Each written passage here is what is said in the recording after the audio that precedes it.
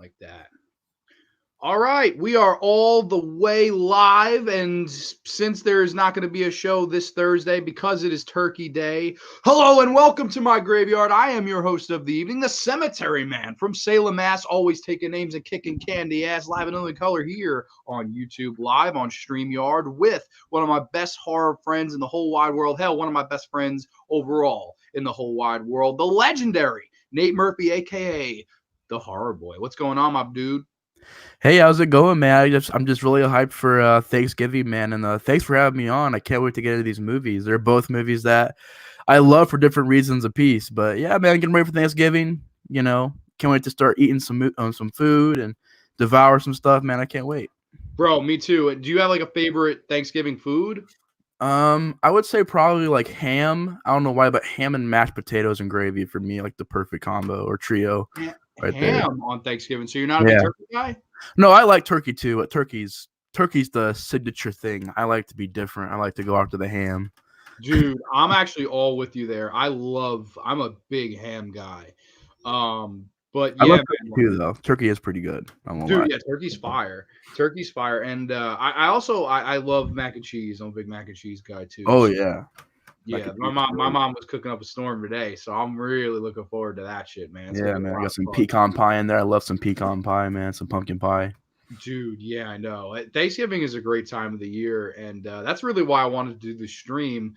Of course, before we start, I wanted to say Nate did a great stream last night on the Return of the Living Dead franchise. If you have not checked it out, granted, you had plenty of people watching live during that, and it was a fantastic stream. He did a whole retrospective on the Return of the Living Dead series, so that was incredible. Oh, Go watch thanks, that man. if you have not. Thank you so much for being a part of it, man. It was fun. Dude, man, it was too sweet. I fucking loved every bit of it, man. Especially the rant on 4 and 5. That was a lot of fun. Just hearing you just go off, and you were like, "Dude, the disc of Part 5 killed itself." Like I thought that was the funniest shit ever. It's true, man. True story right there for the stream. A little bit of It, entertainment for you guys. it broke your DVD player too, right? I had to rip my DVD player apart just to get the disc out of it, and the disc ended up getting all messed up in the process. So yeah, I mean that's how bad it is, man. It'll break your DVD, VH, whatever you're watching it on, DVD, Blu-ray, whatever. It'll probably break your system, so be careful. That sounds depressing. I'm glad that did not happen to me. Because Yeah, that it was would be a pretty real bad. fucking bummer. So yeah, go check that out if you can, if you haven't seen Nate's stream. But yeah, Thank you, man. so tonight the reason that I wanted to do this because usually you might show on Thursday. Although last week I did a show Tuesday with Connor talking favorite horror movie moments, Which was scary horror. fantastic, by the way. Thank you. Yeah, that was a fun episode. And I figured I was like, all right, I'm not going into Ram Nation on Thursday. So that means I either do it today or tomorrow. And tomorrow, I feel like, all my producers, they're going to want to go home for the holiday, enjoy their holiday, and they have enough shit to worry about. I don't even know if there's school there tomorrow. Today might have been the last day. So I I think it figured, was what? here I got too. work after work. I'm going to hit up my boy Nate, and we're going to talk about two movies that I consider to be the perfect double feature to watch around Thanksgiving time.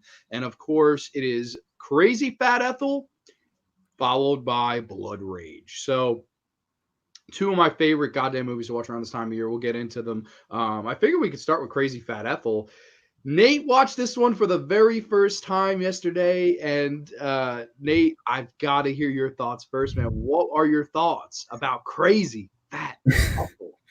Well, I actually really thought it for what the movie was, dude. It was really entertaining. There was such bad stuff in it, but like in a good way. Like it felt like I was watching Troll 2 all over again, man. It was just a blast. I love the sleaziness of it. There are certain scenes like the slow-mo slap, and it had me dying, dude. Ooh. So bad. It's not even in slow-mo. They just do that. And like the red paint blood, and I like the way that just how low budget it is, man, and how sleazy and there's like a lot of really awkward cuts in it and everything like that where like the sound will cut out and the score will just stop, like Yeah. suddenly stop and like, oh, okay, I guess it's the end of that score, but overall, man, I thought it was a really fun movie to watch, and I would say it's like on those levels of movies that are so bad they're like amazing. So yeah, I really got into it, man. Dude, yeah, I agree. And for the people that haven't seen this movie, because I actually was just talking to my buddy Frankie at work, and he said that he had never seen this goddamn movie. The plot is amazing. The plot is basically this woman named Ethel. She's crazy and she's fat and she's Ethel. She's in this asylum at the beginning of the film, and her aunt comes and is like, okay, we're going to take her home and we'll see if we can, fix her and everything. So she comes home and Ethel just can decide she's going to raid the fucking fridge, right? She raids the fridge, eats everything in the house, makes enough bacon and eggs to feed, I don't know, 7 or 8 families, pounds it all down, and then the next day the aunt puts a lock on the fridge, lock on the cabinet, so she's hoarding the food so Ethel can't get her paws on it. And in essence, Ethel, because of this, becomes a crazy homicidal maniac and starts killing anybody that gets in the way of her and her refrigerator. I am not kidding you. That's the plot to this movie. Do not get between Ethel and her fucking food, okay? I first saw this movie. I did not know what I was in store for. It was one of those days where I was just looking for something weird, something grindhouse related, and I heard the title, and it's Crazy Fat Ethel, aka Criminally Insane. Some people call it Criminally Insane, but Crazy Fat Ethel is the greatest title. Like, Mm. let's be honest.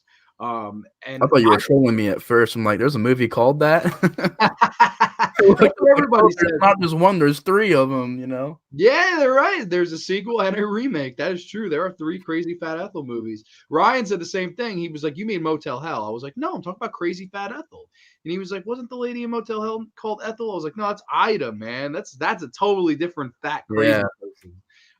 You gotta Wasn't love there fat one called, crazy. Mountaintop Massacre or something like that? Oh god, that one's really bad. You seen that one? I haven't seen it yet, but I've heard it was horrible. Bro, Rambo's review on that Yeah, that's where I classic. heard of it from. That's a bad movie though. That's a really bad movie. Like there's not much positive. Like it's not even funny how bad it is. It's just bad. Oh, shit, really? Wow. I have to Really bad one. probably But avoid that one then. I would avoid that one like the plague, bro. But yeah, man, there's something about this movie. Like when I first watched it, I was just like about 20 minutes in, and I was like, I struck gold. I was like, oh my goodness, I found a diamond in the grindhouse right here. Like this is because this is everything that a bad exploitation movie should be. It's entertaining, it's short, it has gore, it has a backcrap crazy plot and bad acting and bad filmmaking, and like everything about it is kind of poorly done, but that's the charm of Crazy Fat Ethel, man. I just Mhm. I just get so much enjoyment out of this movie, especially from the lead Priscilla. Oh god, Priscilla, so I can't She think of really ain't that bad of an actress, to be honest. I mean, definitely not. she's not, like, Oscar worthy, but she ain't horrible. Dude, definitely. I'm looking up the actress name. I know it's Priscilla something. I'll get it here in a second because I want to do this actress justice because I thought it was just such a fun performance. It Uh, was, honestly. Then yeah, she came back to the second one too, I think. yeah, she did. She did come back for the second one, which is a piece of shit. Don't watch the second one. I know, it But gets, like, a 1 out of 10 on IMDb. yeah, Priscilla Alden was Ethel in Crazy Fat Ethel, and I just loved every single goddamn minute of her in this movie because she's just so entertaining, man. Like it's not a role that requires much dialogue. It's really not, but at the end of the day, it's just the look of her facial expressions. It's just so damn entertaining, man. I love it. Didn't you love her and like the rest of the cast? Like, because they're really Yeah, dude. The whole cast really entertained me, and the boyfriend had me cracking up because he was over here like, she's like, "Well, it ain't so fun when you beat me." He's like, "Well, it's okay. Every girl needs a beating once in a while." I'm just like, "What are you talking about, man?" And, and then he's just over here like he's like putting makeup on, and his girlfriend is like laughing at him, and he's over here doing this. I'm just like, "What are you doing, man? Why are you putting on makeup?" And he's like, "Oh, all the Hollywood stars do it. That's how they make them look like they got a suntan." I'm just like, oh my god, that acting, dude. And he just turns around and, I don't forget what he says, like, what, stupid bitch or something. He slaps her in slow mo, and it's like not even in slow mo. I thought that was great. I thought Ethel herself was pretty fun as well. I mean, the plot is just so bonkers and out there, man. I think the cast really had fun with the characters, man. The acting, the performances. The scene where the guy show over the groceries and she's like, I don't have to only have 450. It just like starts killing him. Like, oh my god, like it escalates so quickly. But yeah, man, the cast, I thought, had a lot of fun with them, man. The acting was just, yeah. You hear the sound effect, then you see the Before, slap, and then they yeah, show the slap in slow-mo. Like, that's classically bad, man, and I laugh at it every time. Like, it never fails to make me crack up. I also love some of the stuff she's eating throughout the movie. Like, there are scenes that she'll walk in with, like, 100 fucking, like, jelly rolls, and she'll put it down, he's like, "Mind if I have one?" Like, and she just, like, she looks angry as she gives him one, like, "Damn it, I was gonna eat that one." Like, yeah. it's so fucking funny. There's a scene where she's just sitting watching TV and she's eating the baked potato. She's eating the world's biggest baked potato I've ever seen. I know, right? The thing was like a foot long. I'm like, what the hell is that? Who grew that shit? It's like this. It's huge, but it's like this big, and she's just throwing butter on it and shit. And oh my god, dude, some of the dialogue is so fucking funny too. Like, you have this detective guy that shows up at her house, Oh my and god. he walks in and she's got a meat cleaver in her hand. She's just done killing somebody. And he's like, "Oh, what are you up to?" And she's like, "Oh, nothing, just chopping some wood." I was like, "Yo, what the hell, man?" Oh my god. I Part love of it. me wonders if in the script it was supposed to be an axe in her hand. They was just like, screw it, we can't fix it. We can't afford an axe. Can't We only afford have to get a prop 450. axe. We only have 450, Nate. We can't afford it, dude. Dude, yeah, I love it. Some of the kills in this movie. The setup is That's just great. fantastic. Like you said, that delivery boy, that's hilarious. The best kill is probably the ant kill. That is amazing because it Yeah. escalates so quickly. She's like, "Give me the key," and she's like, "I'm gonna call the doctor," and she runs Yeah. to the phone, and then Ethel's just like, "Hell no, you ain't!" And just goes after her, bam, right through I the was like, sternum. what the hell? Oh my god.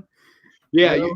this movie throw you in really quick? Like 10 minutes in, you're Yeah. into it. Like You're it's just so short. it's just such a fast-paced movie. I mean, things are just happening, boom, boom, boom. You really ain't got no time to be bored. I mean, I wasn't bored once while watching the movie, to be Me honest with neither. you. It's very Me fast. neither. Yeah, and that's the thing. Like, I know a lot of people will say, "Oh, this is not technically a feature-length film," which it's not. It's 61 minutes, and I guess feature length is technically 75. But I don't know. Like, I definitely just have a blast with this one. I think this is a great grindhouse movie where you took a very funny idea and exploited it. There's a lot of blood, there's bad acting, there's bad filmmaking. Like, it has a little bit of everything, the bad dialogue. Mhm. That's what I really like about this movie. It's so much fun. Um and I think overall just like it's one that I could pop on at any time. Like, if I'm in a bad mood, I want to laugh, I could pop this on. Yeah.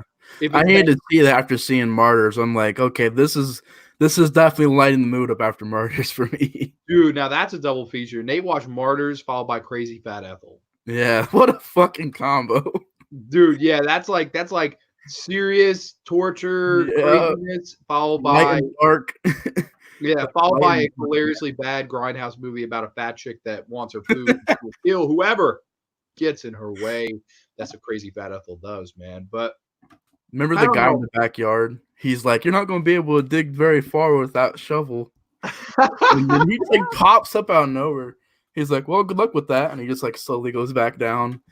And then, like, his wife pops up later on, and she just kinda pops out of, like, a bush and goes like, "What are you doing, Ethel?" She's like, "Oh, I'm taking the garbage out," and she puts it in her trunk, and then she, like, goes back into the bush. I'm just like, "That's hilarious, man." That actress was so bad too. She was like, "Where are you going, Ethel?" I was like, "Holy shit!" Like, I And couldn't the guy stop. that walks into her house, he's like, "Oh yeah, I'm a friend of your grandmother." He just walks into the house and is He like, barges in, doesn't he? He's like, "I'm here to see your grand," and he just like puts his and she's like uncomfortable. And you sent me a video laughing. You're like, "What the fuck? Like, what's going on, dude? This guy just decided to barge into the door." And then Ethel kills his ass, rightfully so. I thought, it's funny. It's a bad scene, but when I first watched it, I actually thought it was kind of effective. Is when she kills her sister and her sister's boyfriend. mhm, Um, I thought that was an effectively done scene. Granted, it's bad. Like, the blood looks like paint. The sound effects, like, you hear it, like you hear shit, but you obviously it's so not in sync of when she's swinging. It's like Like it's so off, and it's like it's funny. Like it doesn't have any impact on it at all. But I do like the part. I thought what was effective was he kind of crawls away while she kills the other sister, and he's like gasping and shit. I thought that was actually really well done. Like I was like, damn, Mhm. like that must be a bad way to go. Like he totally is aware now that he's doomed. You know? They don't even make gore effects too. Like when the bodies are decaying, they just put like, oh, we'll just put some aging makeup on there and just keep it right there. And they're supposed to the bodies are like decaying in the bedroom, and they're like, "What's that smell?" Yeah, and there's no laceration marks or anything. Yeah, Like it's they just just have like a plain. red shirt. There's no cut mark. There's no Yeah, it's so poorly made, but like I kind of appreciate a movie like this because it's it took a good entertaining. idea and had fun with it, you know? It didn't take itself seriously. They had fun with it. The actors do a good well, the actors are bad, but except the lead. I think she's Priscilla Alden. May she rest in peace. She passed away, Miss Crazy Fat Ethel. Oh, rest Um, in peace. yes, That's rest in sad. peace for sure. Yeah, I just have a blast. And then of course the bullshit twist at the end, which is has to be seen to be believed. Where Ethel's hoarding all the bodies and spraying Lysol in the room and hoping that no one could smell it. And the main detective guy comes back, barges in the room, and he sees all these bodies on the ground. And Ethel is in the My corner and he's God, doing, my God, yeah. Ethel has resorted to cannibalism. That's how why hungry. not? Yeah, why not? At that point, if you're an hour into this insane movie, why the fuck not, right? You got an asylum escapee who kills people. You might as well throw in at the cannibal as well. Dude, What I other love tropes can you do? dude, exactly. And like, I don't know, I just have a ball with this Mhm. movie. I thought that was the perfect ending because I originally was like, how is this gonna end? Like, is this gonna end where like, she gets put away and we have to wait for a sequel? But no, it ends where she's just eating the remains because she doesn't have any way to dispose of the body. So screw it, I'll eat that too. That's classic, man. Like this is everything a bad grindhouse movie should be, bad exploitation movie should be, but it's entertaining, and like that's why I loved it, man. Yeah, if you're gonna make a bad movie, just make it entertaining, man. There's plenty of them out there, like Troll 2, this. I've seen plenty of, Chainsaw Massacre, Next Generation. Just make it at least entertainingly bad, and I also noticed how whenever she swings a weapon, it'll hit the wall behind their head, not their head. Like it'll hit the wall. You'll be like, ah, my head, ah, Dude, I Like, know. It has to be seen to be believed. So if you have not seen Crazy Fat Ethel, I highly recommend you do, because I just it's great. love Crazy Fat Ethel, especially around Thanksgiving time because it is all centered around a woman eating food, and Thanksgiving is all centered around people eating food. So I figured it's a perfect Thanksgiving Mhm. horror movie. Um, It'll make you hungry. oh, it will make you hungry and it will make you laugh. So that's the Yeah, two thumbs up from me. What would you give this one out of 10? This is a hard one to rate, isn't it? yeah. I think I'm gonna give it a 5 only because the movie quality wise, really, it's not a movie that everybody can get into, but if you just pop it in one day and you're having fun with it, man, it's really entertaining, man. It's so funny. It's not anywhere near scary, but I thought it was really funny and hilarious to watch. As did I. I really have a blast with this one. I agree. Like overall, as a movie, it's not the greatest. Like Yeah, it's actually really bad, but it's so entertaining. I am gonna have to come in. I'll come in around a 6. I think a 6.5 for Crazy Fat Ethel. So yeah, average together, but you got about a 5.5, 5.75, somewhere around there. One mhm. we both would recommend for sure, Oh especially yeah. if you want an entertaining bad exploitation grindhouse movie with a crazy batshit. That's Mhm. it doesn't get much better than that. Do But you think these work better? I didn't mean to interrupt, but I got a quick question for go you. ahead. Um, do you think that this movie works better than like the newer bad movies, like Sharknado and Forehead Shark Attack and stuff like that? Do you think this one's more effective than the newer bad movies? Yes, here's the difference. Sharknado, it's it's in on the joke itself, and it almost becomes a parody of itself. While is this, it's not a parody of anything. It's not a parody of Friday the 13th. It's not a parody of a movie that came before this. It's its own thing. Mhm. Yes, it's tongue in cheek. Yes, it knows it's not serious. Yes, it's having fun, but it's not a parody. That's the difference I think between bad movies that I like and bad movies that I usually don't like. Bad Mhm. parody movies like disaster movie, Oh my those god. like like Oh. are there good parody movies? Sure. Scary Movie 1, Scary Movie Mhm. 2. There are good parody movies. I just think most of the time they're too stupid. They're too winking at you. It's almost Yeah. like it doesn't give the viewer any sense of intelligence for their own. Like let me have fun with it. Don't tell me to have fun with it. Yeah. That's just how I feel. But how about you, man? How do you feel about it? I agree. That's why I asked you that question because I really can't stand these new waves of like so bad they're good movies because they're going into it trying to be so bad and it's good. But like the thing about so bad it's good movies, usually they don't know they're making a so bad it's good till it comes out. Like The Room, they had no idea. I mean, the crew obviously knew, but Tommy Wiseau was acting like it was a real movie. I mean, he made billboards and stuff of it, like Sharknado and the Asylum movies and all the um, what are those two guys that make the parody movies? Saltzer, what are they called? The two guys. They I made know what this. you're talking about. I can't think of their damn names One though. of them's like Saltzer, and the other guy I can't remember his name. But they make these really awful movies. There's only like one newer scary movie esque type movie that I like, and it's called Stan Helsing. And if you like this movie, I think you would love Stan Helsing because it's I just do love Stan so. Helsing. You seen it? You seen I it? love Stan Helsing. I Stan know. Helsing is a very fun parody It movie. was so good. That's a It was so perfect parody bad. movie for horror fans. I agree, Nate.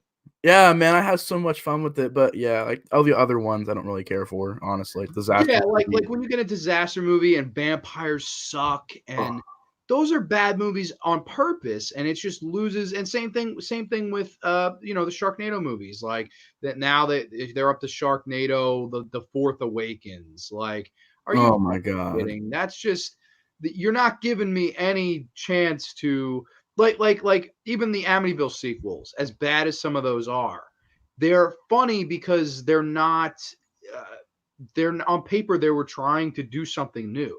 Like the one with the grandfather clock, the Amityville It's Time, the The one with the mirror, fucking evil lamp, the like dollhouse. Dollhouse, the 3D one, like they're all bad, but most for the most part they're entertaining because of the plots being so goddamn ridiculous, but they are tackled in a serious manner. You know, Yeah. that's why I love it. I like on paper, Crazy Fat Ethel could be a serious horror film, but it does have a nice sense of humor to it, and it balances the two Mm, well. She is a serious killer, like she's not cracking one-liners. But the difference here is it looked like a yeah. serious attempt, and like you brought up Tommy Wiseau.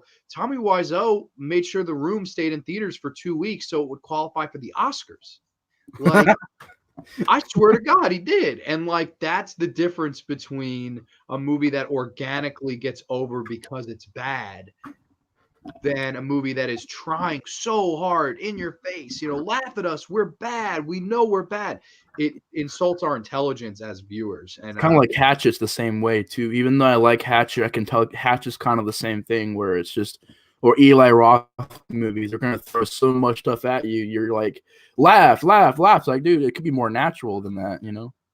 it's funny that you bring up Hatchet because that's a movie that tonally I have the biggest problem in the world with. The first one more than even the other three. I hate the tone of that movie. It's too comedic.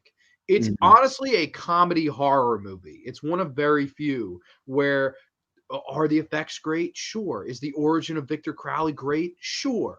It has its moments. It has its positives, but I can't. It's just the humor in your fucking face, like the joke about community college and um, the lead in the film, Joel David Moore, and the lead actress. Oh my god, who played Mary Beth? Terrible. I just don't like that movie. I think the tone is terrible. I think it's a movie. It's such an awkward feel. I think Hatchet 2 does the humor better. It's a horror comedy. That one's a horror comedy. And then 3 and 4 again are comedy horror. I think 2 is the one that got the shift in the tone right. But man, the first Hatchet for me, the tone just ruins the whole Yeah. movie. I don't know. What about it? Does the tone bother you, or like how can you get past it? Because like I can't personally. It bothers me. I don't I don't know. I mean, the tone can work sometimes for me, especially in the first movie and then 3 and 4. To Yeah. me, 4 was probably the worst example of that because it 4 to me felt like it was the first movie cranked up to like 10. And Yeah. that's what made that movie so ridiculous to me is that you're taking what the original movie did, which to me it's half and half. Some jokes land. I'm like, that's pretty clever. Some I'm just like, that's really lame and stupid.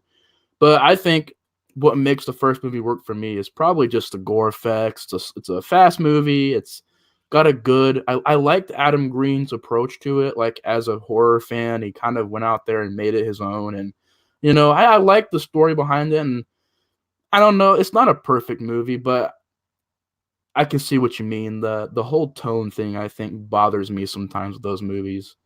It's like Yeah, I just feel like it. borderline parody. Yes, it really is borderline parody. It's like, oh, we're not a remake, or we're not a sequel or a ripoff or a Japanese. Wasn't that the tagline? Like, we're not Mhm. a remake and we're not a Japanese remake either. Like, that's the tagline. Like, I appreciate that you went for originality, but you just went too far with the Mhm. humor. Like I like can agree with that. like Friday the 13th Part 4 is a perfect example. The Teddy and Jimbo character, which is our fucking nicknames on Messenger for each other. We love those characters. They're funny, but the movie around them is a horror movie. They're Yeah. comic relief. Hatchet, it actually has horror relief. It's gore relief. It's like that lady getting her fucking head ripped off, ripped open. That's the relief you get from the fucking comedy to me. And I'm just like, yo, I don't know. That bothers me with that movie. I may be the Mhm. only person alive that feels that way. I know Rambo fan doesn't like any of the Hatchet movies, but I'll be honest, like I think part two is actually a big step up. Although some consider it to be the weakest, which I don't know. Yeah, I love part 2. I love pretty much all of them except for the 4th one, but I will agree with you, man. The comedy is a little ridiculous in those movies, and that's something that kind of bothers me about Eli Roth movies. That Eli Roth, I feel, could make good movies, but I think what he should do is have somebody else write his scripts and him direct, or at least him be involved with the script, but not take total control and have everybody agree that's it's hilarious because Eli Roth is very wishy-washy with me. Some movies he's made I can tolerate more than even you can. I mean, a lot of people hate his movies to death, and I'm a lot more lenient on Adam Green. But there are certain projects they've done over the years that are just a little too forceful, man. You can't force too much on, especially like us horror fans who are really seasoned in it and we've watched plenty of them. And those are kind of movies that were made for the guy on the street that hasn't really watched a horror movie before. Maybe he's watched a Jason movie a couple times, or maybe he's watched a lot of the mainstream. But like the ones who get into it are the ones like usually who don't really know stuff like Texas Chainsaw Massacre Part 2 or you know Silent Night Dead of Night Part 2 or these other movies that kind of do that more effectively than probably those do. Yeah, I'd agree completely. And like, not to say that I bash those guys because of that tone. Like, Yeah, for yeah. example, we both like Adam Green's Frozen a lot. It was in my Mhm. top 10 horror movies of the decade. I like Chillerama. I really loved that movie. I thought it was hilarious and great to me. And a lot of people hate it, but I like Chillerama. But Yeah, I think there's some ways you could do it good, some ways you could do it poor. yeah, I agree with you totally, man. That's how I feel, and that's why I wish if it was done, at least do it reasonably, not make it to where you're literally almost making a parody of a horror movie. Like you're that close to the line, man. Some Yeah, of and movies. that's the problem I have with it. It's like to make a horror film at the end of the day. Like that Yeah, was my big problem when I first saw Hatchet. Like it was all the hype around this being an original horror movie that's not a remake, and then I was like, this is a parody. Like this is it's not this is not a horror film to me. For me, I don't know. That's my biggest problem with that movie. But I know people that love it, and I respect it completely. Um, you know, everyone has different slasher tastes. I think some people have ones that they love that everyone hates, and then there have people that are only with the mainstream, and there's differences with that. But like I don't know. That's why the slasher genre is really interesting. yeah, so many of them. Like there's the giallo ones, there's the serious ones, and there's the more like sleepaway camp. More like the one we did talk about tonight, man. Yeah, it's not everybody's cup of tea, but it is what it is. Ultimately, I am a fan of the series, but I definitely see where everybody comes from. I mean, I've even said that in the reviews I've done, where it's like sometimes the comedy can get ridiculous. It's like to the point to where I was wishing that these lines weren't in the movie because they're just not going to make you laugh. Like if they make me chuckle, I'm like, all right, whatever. But they don't even make you laugh because they seem like something that was written in a script, and it doesn't feel natural. It feels like a script when they do that. Totally. I totally agree, man. That is the way it is, though. But at the end of the day, there's some I can tolerate, there's some I can't, there's some I like, there's some I don't. So that's really the way Yeah. it is. I But respect your opinion on it though, man. And you're in oh, the and I respect majority. yours. Most hate that movie. I don't blame you guys or anybody who doesn't like the movie. I don't blame you because it really is it's a movie that is like hard to dabble with. It's not everybody's cup of tea. Definitely, definitely agree. So that brings us to the main course, if you will, the turkey, the potatoes, and of course, not cranberry sauce. I am talking to you people today about the classic slasher film from 1987. I am talking to you people today about Blood Rage, my favorite absolute Thanksgiving Day horror film that there ever was. One of my favorite cheesy 80s slasher movies. Um, I just can't wait to talk about this one with you because I had a lot of fun with this one. Oh yeah, me You too. watched it first time watch for you today, correct? That was the first one I ever seen it. I've always heard about it though. Yeah, absolutely. Do you want to give these people a little plot synopsis? Well, basically, there's these twins, and I don't know why, but I don't have IMDb pulled up right now. But there are these two twins, and it's at a drive-in theater. The movie opens up, and one of the kids, ends up killing a person there and like murdering somebody in their car. And it's years later, and the good twin the good twin is at the house, and the bad twin is in the asylum. So what you think is that this guy from the asylum got out, and maybe it's gonna be one of those slasher movies. And then it's really smart. I mean, we're getting the spoiler territory, but it's like a 30-year-old movie, and I mean, you haven't seen it yet. It's literally on YouTube for free. It's on YouTube, the That's unrated true. cut. It looks clear. It's on YouTube for free. But yeah, I like the idea that you think it's one twin, and the guy who played the twins, I really couldn't tell it was the same actor. I thought it was a different guy who played the other twin. As did I the first time I saw it. And then I looked at the ending credits. I'm like, that guy played both twins. That's incredible. I mean, he looked different. His mannerisms were different. And the bad twin is actually the good twin. The good twin is the bad twin. So the guy that escaped the asylum is trying to convince everybody that he's the good twin. And he's a little twitchy, crazy kind of acting. And the guy who's all, the kind of typical 80s teen guy hanging out with his friends is the slasher. And dude, you just have some amazing gore, and it pretty much ensues with him killing people and his brother running around the movie. It's great.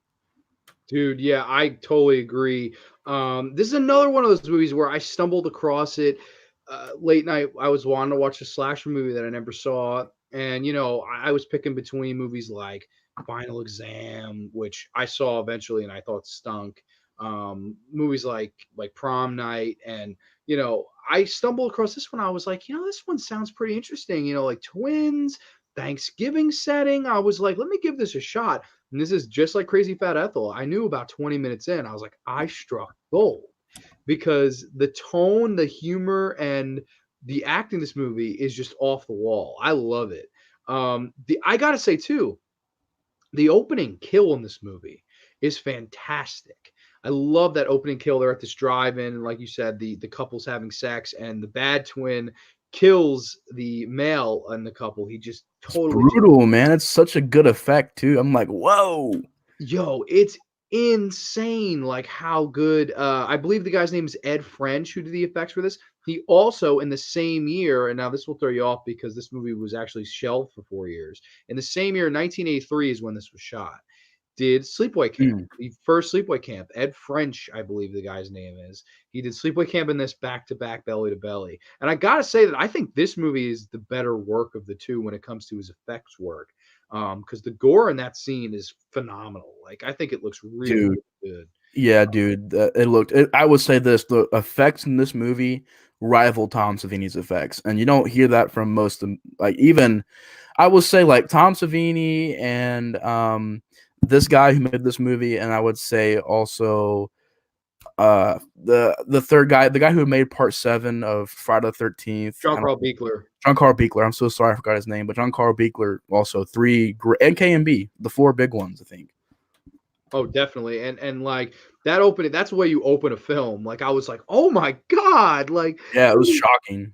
I couldn't believe it. I was like, damn. Another thing I loved about the opening of this movie, you don't get Blood Rage as the title card. I don't know what version you watched. When I watch it, it says slasher. No, mine said Blood Rage, I think. Yours said Blood Rage. Okay. Yeah, it had like a redo of the credits, I think. Okay, they had to because the version that I have always seen, it says slasher at the beginning. It has an alternate title. Believe it or not, no, it was actually released in the US with an alternate title. I'm gonna have to look it up what the alternate title. It was like Nightmare Beach or something. Here, I'm looking right now. So Blood Rage. It says just Blood Rage here on IMDb, but I didn't know it had any It did have an alternate title. It was like Nightmare something. I'll find it. Hold on. Blood Rage. Nightmare at Shadow Woods. That was the alternate title, which was also the cable television title for the film. It was heavily edited, abbreviating much of the gore, but it contained a swimming pool scene not found in the 87 VHS version of Blood Rage released by Prism Entertainment. So basically, the version that I've watched in the Arrow edition, if you've got the Arrow Blu-ray, the opening says slasher. That's what it says slasher in the opening. I'm assuming that was the best print they could salvage of it, and instead of the opening title, maybe they couldn't think of a title, and they were just like, well, this is a slasher movie, so we just put slasher in the opening. I thought that was really cool, but like I really want to watch the YouTube version now to see the Blood Rage title because I've actually never seen this movie with the actual. Was it the red fonts? Mine had red fonts to it. Mine was red font too. Yes, slasher. I don't know. Maybe it did say slasher. I didn't notice it. I thought it said Blood Rage, honestly. Well, you might be right. It's possible that somebody, corrected it. But I always thought that was funny because this movie was released in the U.S. as Nightmare at Shadow Woods, which is I don't understand where they got that title from. Yeah, I like Blood Rage a lot better. It sounds cool. Oh, Blood Rage is perfect title. It's exactly what the movie is. And right off the bat, I got to say that this is a slasher movie I love because it follows the classic John Grande formula for a recipe for success, if you will, in the slasher genre. You've got some boobs, you've got some blood, you've got some fucking mayhem. That's all you need in a slasher film. Do you need great Academy Award winning actors? Hell no. Do you need some boobs? Do you need some blood? Do you need some mayhem? Hell goddamn yeah, bro. And I gotta say, we could start with the boobs. We can go in order here with the boobs, blood rage, and mayhem. There are some nice looking women in this movie. Oh my god, yes. Dude, so the lead final girl type, she kind of reminds me of Aunt Becky, like a young Aunt Becky, doesn't she? Mm-hmm. Like the pre-prison years. Yeah, it kind of reminds me of that, yeah. Before she was bribing people. She was very pretty. She had these really nice, like, bright blue eyes. And I was just like, this girl's gorgeous, man. Yeah, she was beautiful. And she wasn't even really that bad of an actress, honestly. Totally. Yeah, totally not. And, like, the thing I love about this movie, too, is it's very un-PC where every girl in this movie is kind of a whore. Like, yeah, there's not you don't have one conservative. Even the final girl is like, I want you to make love to me, to the killer. And granted, she doesn't know that, but still, like, you don't see that. It would be like Amy Steele asking Jason to fuck. Like, you don't see that very often. So I was just like, oh my God, you don't even know he's a goddamn killer. Like, I love shit like that, man. Yeah. And if you think about it, 83, it's weird that it came out like it was made in 83. Why did it take so long to get out? Do you know? Like, why it took so long to come out? That I don't know. I could do research on that. I do have Wikipedia up. I do. Yeah, it was shot in 83. It was shelved for 4 years. Interesting.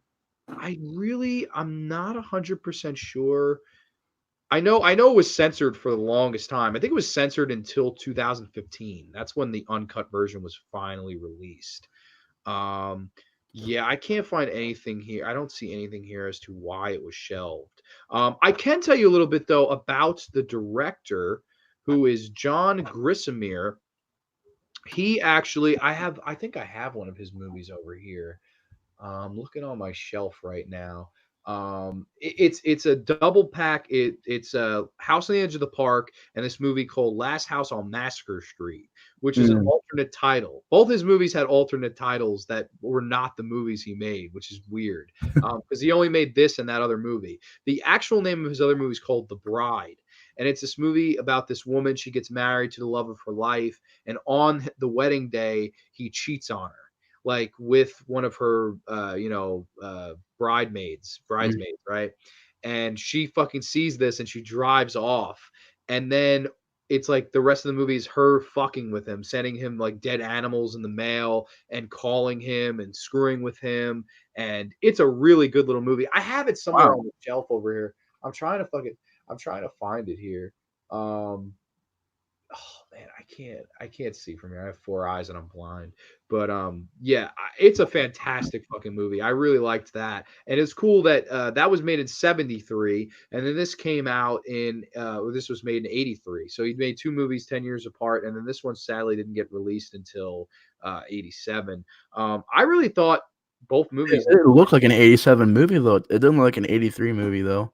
I agree. I agree completely. And it also I would say that it was more of that time. Like it fits in better with a late 80s slasher as opposed to an early 80s slasher, you know? Yeah, because the early ones were kind of more serious. This one's a lot more like sillier in tone. But I thought also it honestly had to me this great tone of balancing those two things. Where some moments it was kind of trying to be serious with the scares, but then at the same time having fun with the movie. Yeah, yeah, it really does that, and it's perfect in that. And like it really like I was saying before about crazy. It's funny these movies. I look at them very similarly. It has a little bit of everything. It does have a little bit of boobs. Does have a little bit of blood. Doesn't have the most money in the world, but it shines because they were able to accentuate the positives and hide the negatives to the side.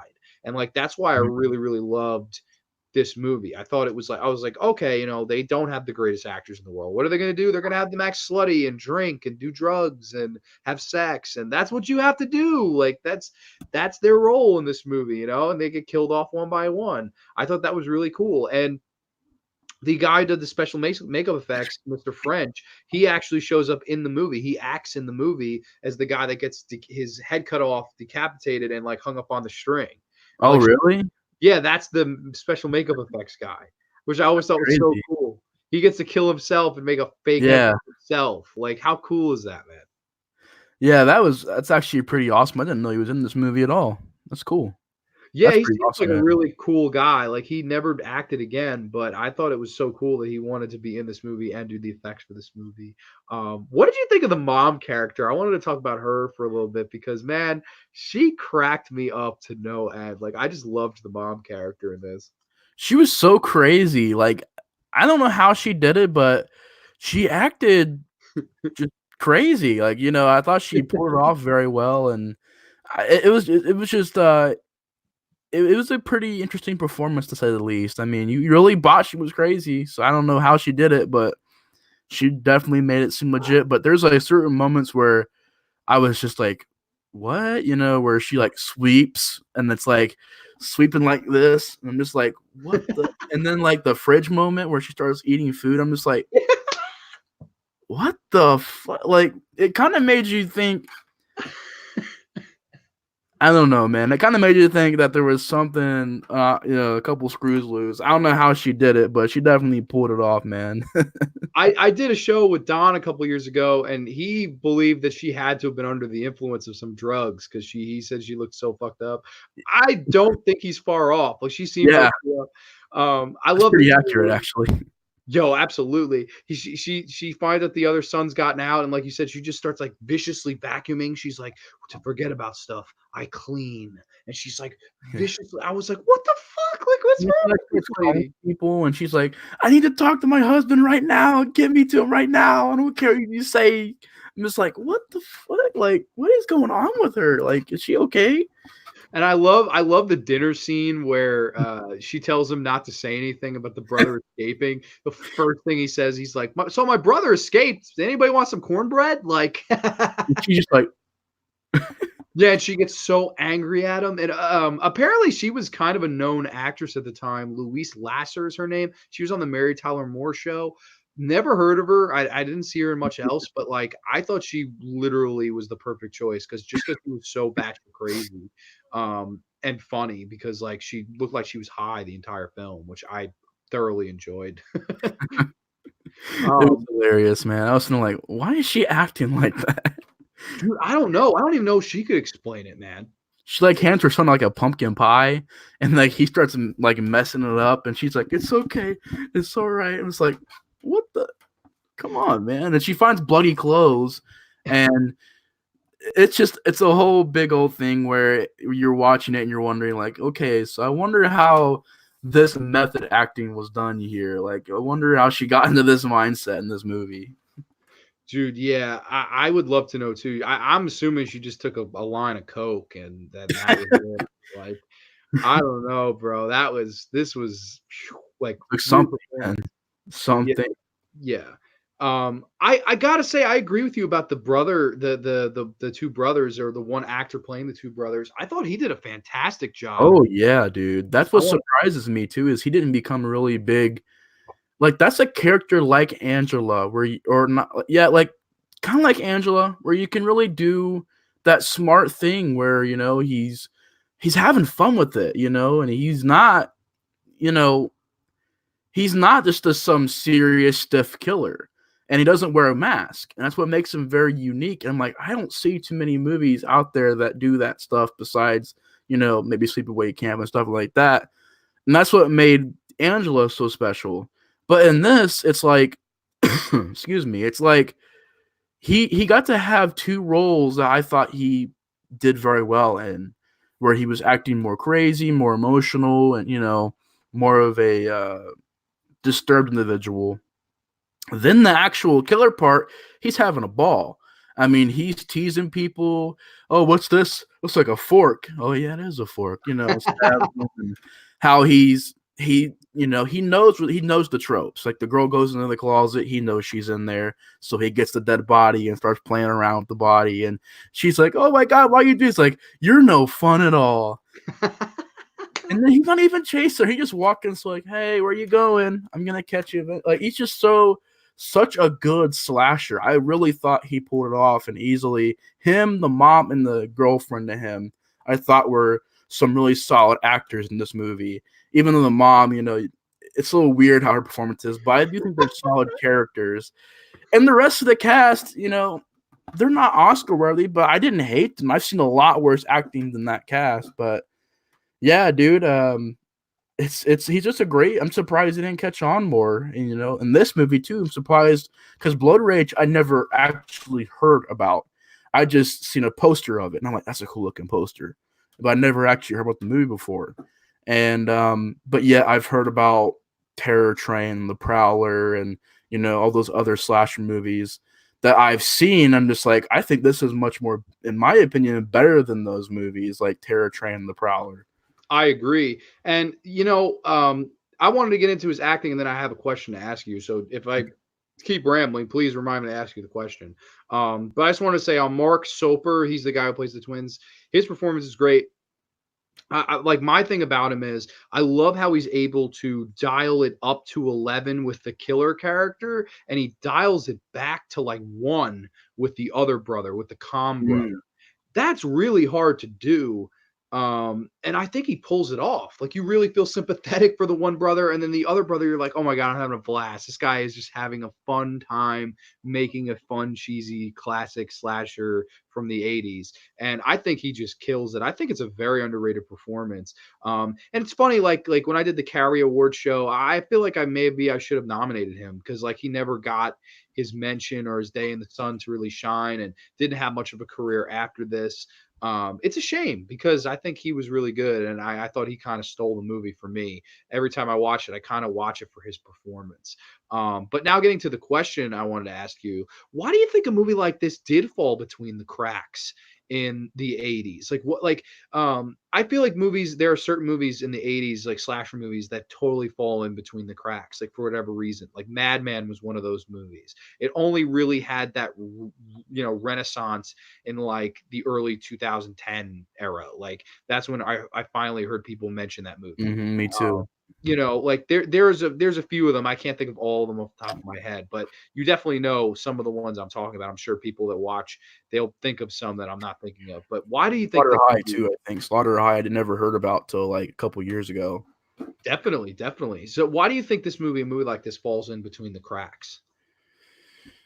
Um, I think based on the information that I know now, like it being shelved and it being re-released, I'm thinking maybe that was what did it, because usually when you do that with movies, you're kind of killing it because Chains of Massacre Next Generation did the same thing. They made it 94, didn't come out to like 97, and then went to like 3 theaters and bombed. So like really but I don't know, honestly, because if it was called Blood Rage later on in 87, like if it was called Blood Rage at any time they released it and that poster was put out, I'm just surprised that nobody saw that poster. 'Cause that poster is so badass looking. I'd be like, yeah, I'm gonna go see that movie right now. Blood Rage, that poster, I'm gonna go see it. But I don't know. There wasn't really a lot of slasher movies at this time. Like if you think about it, in '87, you had like what Elm Street 3, and I don't really think you had even a Jason movie this year. Yep, you did not. 87 was one of the only years. 87 and 83 are the only 2 years without a Yeah, Friday the 13th and film. even the Jason movies that came out weren't like the part 5 or part 3s or part 2s. So I'm thinking maybe by this time, this was kind of the movie that you release, and I just don't think it was. No, I don't think the slasher craze was there anymore. I mean, it was kind of moved on to a more not really parody, but more comedic slasher phase. And even though this movie does have that, I wouldn't say it's nearly as like, you know, light spirited and comedic as like, Sleepaway Camp 2 and 3 and as fun as those movies. But I think it is still a fun movie, but you can kind of tell it has more of that tone for the early days of slashers. But I don't know. I really don't, because I've never ever heard about the movie before in my life until I seen the poster one day. So I was like, that's pretty cool looking. And there's like only a handful of reviews for it on YouTube. One of them's by Pizzal, and he did a really great review on it. And I was like, dude, this movie is like underrated as hell. Like, why does nobody talk about it? That's the question of the century to me, man. Maybe it's I don't know what it is, honestly. I don't know. Yeah, I kind of don't know either. And like you can ask that question about a movie like Madman. Why did Madman not get its credit or day in the sun until now? Like why for all these years, like I always heard about The Burning. That's the slasher Mhm. movie. Like even when I was a kid, I heard that movie mentioned. And then finally MGM released that shitty DVD. And then Scream Factory got their hands on it and thankfully did that movie justice. That was so Yeah, cool. that was But a a good movie movie. like this, I maybe saw it a few years ago, like maybe 5 years ago. I would say, like I definitely was older. I wasn't like a little kid when I saw this. Um, but yeah, I wonder why too. Because if you look at it, if it was made in '83, I can understand for one reason why they wouldn't release it because they think it's too goofy. '83 was a more serious time. So therefore, I think when they released it was the right time. I think 87, 88, 89, that's when you get some goofy stuff. Like your Killer Mhm. Clowns from Outer Space is 88. Sleepaway Camp 2, Sleepaway Camp 3 is or yeah, 3 is 89. So you had like movies with this kind of tone at that time. So I thought it was a good time to release a movie like this. And even especially if you release it around Thanksgiving, I think it would make stupid money. But I think what happened maybe is because of the title. They originally released it under a different title. What did I say? Nightmare at Shadow Woods and Slasher. Okay, so on Wikipedia it does say it was released in some places as Slasher, that's the copy I have seen. Yeah, I've never Blood seen Rage the is so much more better than those titles. I know, and maybe sometimes that's what happens because wasn't the original title of Last House on the Left like something like Sex Crime of the Century? Yeah. And there's also a cut I have on the Arrow edition of Last House on the Left where it says Krug and Company at the beginning. That was an alternate title for the movie, and you could watch the movie on Blu-ray with that title inserted for Last House on the Left. My thing is, I think Last House on the Left would have been a movie that fell through the cracks if the name of it was Krug and Company. It's Yeah. Last House on the Left. It's that title that brings you in, and then the title doesn't match the movie, but it doesn't even matter because it's an iconic title. It's an iconic movie. They go hand in hand. Blood Rage fits this movie. It makes sense. But I think what happened is they made the cardinal sin of releasing it as something else, and that seems to happen with his other movie. This director, he made a Mhm. movie called The Bride about a killer bride, and they released it as Last House on Massacre Street to try to rip off Texas Chainsaw Massacre and Last House on the Left's titles. Like that's pathetic. Like when I remember when I bought that Blu-ray, I was like, Last House on Massacre Street. I was like, what the fuck? And then I read the back and I was like, that doesn't sound like the type of movie I'm going to get. And then I found out it was actually called The Bride. And they just switched it because they were like, oh, this won't sell as The Bride. We'll sell it as something else. Whereas with Blood Rage, I think that was their cardinal mistake. They tried to make it sound like something else, like Nightmare at or I keep forgetting the shitty title, Nightmare at the Shadow Woods. That sounds like a shitty thriller movie. That sounds like Yeah. something that would go straight to Lifetime Channel. Sounds horrible, man. Yeah, what the fuck? Like, it's not even close to what this movie is. And like, I don't know, man. Like, I think it's sad. Don't you that like some of these classic slasher movies, they'll fall through the cracks and like only to be discovered years and years later when a company revives them and puts them on Blu-ray and stuff. Because Mhm. I don't know, like Madman was one of those movies for me. I never got the Anchor Bay DVD. It's one of those movies that fell through the cracks until they finally re-released it. And that was one of those movies. It was lost for me. And like it's sad. I think it's sad that there are those few movies like that. Yeah, I mean, and like it makes you kind of think about it, like what other movies have not been released yet that have done that? There could be another classic out there that we don't know about, and it'd be just a movie from like say '78 that was came out around the same time as Halloween, but it kind of dropped and it kind of failed, and then it kind of got shelved, and then it kind of got pushed under the rug.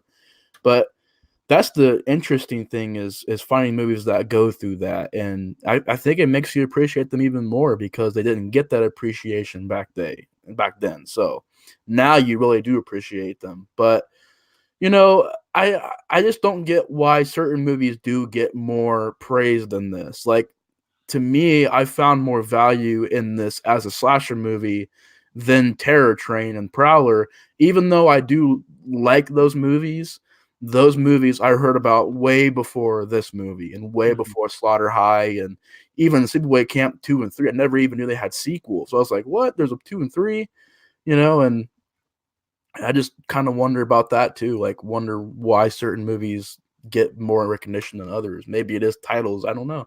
The Funhouse. Never heard about it before in my entire life until years later. Yeah, it's so weird. Like it could be titles, it could be distribution, it could be how they market a movie, it could be something that upsets the producers or the studios. Like I could see this movie being shown to producers in the 80s, like early 83, and they go, oh, this is too much, this is too campy, we're gonna shelve this. But in 1987, this was right around the time, so it was really ahead of its time. I kind of love this movie. I think it was a really good slasher film, a really good cheesy 80s slasher film. Like it checks off all the marks and Oh yeah. it picked the Thanksgiving holiday. Like I can't think of one other Thanksgiving horror movie that is as good as this. Of course, that you have Home Sweet Home, which is a piece of shit, which is from 1980 and has I've Body never by seen it Jacob the before. Killer. Dude, don't ever watch that movie. It's like an hour and 20 minutes. It's like 50 minutes of it is these dumb people, this family just sitting in a house and talking. That's like 50 minutes of the movie. No Uh, slashing? just talking. Like no death scenes, no boobs? There's some death scenes. There's no boobs. There's some death scenes. There's maybe one decent one, but man, it's a very poor movie. It's A Home shame. Sweet Home. Home Sweet Home is one of the worst slash movies I've ever seen. Like it's up there with like Terror on Tour, Final Exam. Like it's up there with those movies. Home Sweet Home, really bad Thanksgiving horror movie. And then you have like Thanksgiving, which again, it's a parody. I know some people like it, but I Thanks. mean that's not one I ever watch. Like Honestly, if I ever, around this time, the two movies I watch is this double feature: is Crazy Yeah. Fat Apple followed by Blood. Beastwork is a great double feature. Make a Blu-ray set of them. I would Oh, buy it instantly. I would kill. I don't think Crazy Fat Ethel ever got a Blu-ray release. You can watch it on Amazon Prime in HD. But granted, that's not a movie you really watch in high def. You just watch it for, It's still rough. Even transfer-wise, it would still be a rough movie. Oh, definitely, because it looks like it was shot with a potato. It's an ugly looking movie, man. Yeah. It really is. Like, but no offense to the filmmakers. I'm so glad they did make that movie. But yeah, it just saddens me that there are so many movies I feel like that just get lost in the shuffle, and they generally are slashers just because there were so much of them. There was such an overabundance of cheesy slasher movies in the 80s, and this one fell through the cracks. But to me, if I am recommending one for anybody to watch around this time period, around Thanksgiving, it has to be Blood Rage. I think it's a perfect little slasher movie, and it's Mhm. awesome. Like, it has everything. It has the boobs, it has the blood, it has the mayhem, it has the fun, it has some good acting. It has the feel, and I think it's a really well made movie. I think it's a perfect slasher, man. Yeah, man, I agree. I was an instant fan of it. As soon as the movie was done, I was like, dude, I love this movie so much. And I'm glad that you recommended it, man, because I always seen that, like I said, I always seen that poster. I'm like, man, one day I'm gonna see that movie. But I don't know. I've never heard anything about it, so it could be bad. But one day I will give it I'll give it a watch and possibly now do a review for it. But yeah, dude, I love it to death. I think it's easily one of the best slashers out there to me because what it does more successfully than stuff like I mentioned, like The Prowler and Terror Train, and even to a degree Slaughter High, is that it's able to have an interesting plot, be different enough, and cover a holiday that doesn't really get that much coverage. I mean, that and Valentine's Day, probably New Valentine's Day even has more movies that cover it. My Bloody Valentine, that piece of shit called Valentine. Oh Um, god, I hated th- that movie. there are Valentine's Day slasher movies. It's just there's so few Thanksgiving ones, which it begs me to ask, why didn't Eli Roth ever make Thanksgiving? Like, that's my favorite thing Eli Roth ever did was that trailer for Thanksgiving for Grindhouse. Oh yeah, that looked really good. I'll be honest, it really did look amazing. You like imagine if had he made that movie instead of Hostel 2, like I mean, they made Hobo with the Shotgun and it being a great movie. So definitely Planet Terror is a great movie. Death Proof's a great movie. Like those exploitation movies, Machete, all those movies around that time were really, really good. I feel like Thanksgiving would have been awesome, for him to tackle because that's the movie I think Eli should be making. Like that fun, tongue-in-cheek slasher movie. He's never made one. Like he's never made that tongue-in-cheek slasher movie. He's made two torture porns, Cabin Fever, which is like an infected movie, Knock Knock, which is you could kind of say that Knock Knock's like a thriller, I guess. like a home invasion movie, What's that? kind of like a home invasion movie. I mean, the only When the yes, girls go psycho. they go in there and basically like seduce him. He fucks them both, and then like they're like torture him because he had sex with them. I don't know. Like, I, Was it good? I mean, I watch it over Hostel and Hostel 2, but granted, I don't like torture porn, so probably not. I probably watch it over the Green Inferno too. Probably not one of my least favorites from him, but Mm. that's not saying much. Like at the end of the day, I like Keanu, and Ana de Armas is fucking gorgeous, and the other chick was Eli Roth's wife in real life, and she's Oh, gorgeous. She's the lead in Green Inferno. Um, Definitely has some good looking women. So I mean, I don't know. It definitely always softens the blow. Not the worst movie in the world, I'll say that. I know people consider it to be his worst, but I don't know. If you can watch worst. that over Hostel 2, it blows my mind. I'm pretty sure it's a lot better than Hostel Part 2 because that was a really even Hostel 1 wasn't that good, but Hostel Part 2 was like really, really bad. Yeah, and then Hostel 3 in Vegas. Oh my god. That's Oh, the worst one. And for me to say that is a milestone. Like Hostel 3 is the worst one. Scott Spiegel, what the fuck were you smoking, dude? You made Intruder, which is one of my favorite 80s slasher films. You made From Dusk Till Dawn 2, which is severely underrated, and then you great. made Hostel 3, which is dog shit. It's It kind so of felt like bad. it was the wrong era too. Like, why would you make a Hostel movie in 2011? Like, totally the wrong kind of. That was like around Insidious time when he was making that crap. Yeah, it was like their attempt at a Jigsaw.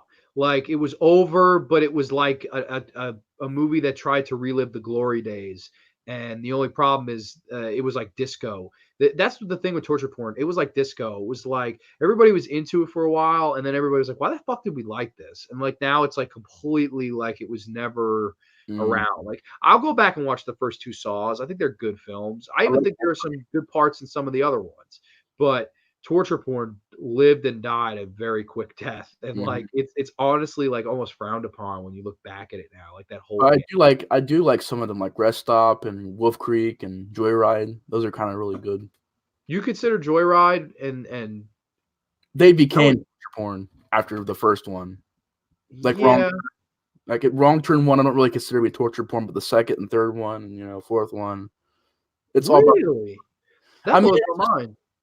it's all about the gore in those movies, though. But I don't consider. I haven't even seen Joyride one, but I think people really were considering. That's not even me saying that. I mean, people were legit saying Joyride is torture porn and stuff, and I was like, hmm. Wow. What about Hills of Eyes? Do you consider that to be torture porn from that time? No, I don't consider that. I People think Hills of Eyes exploitation.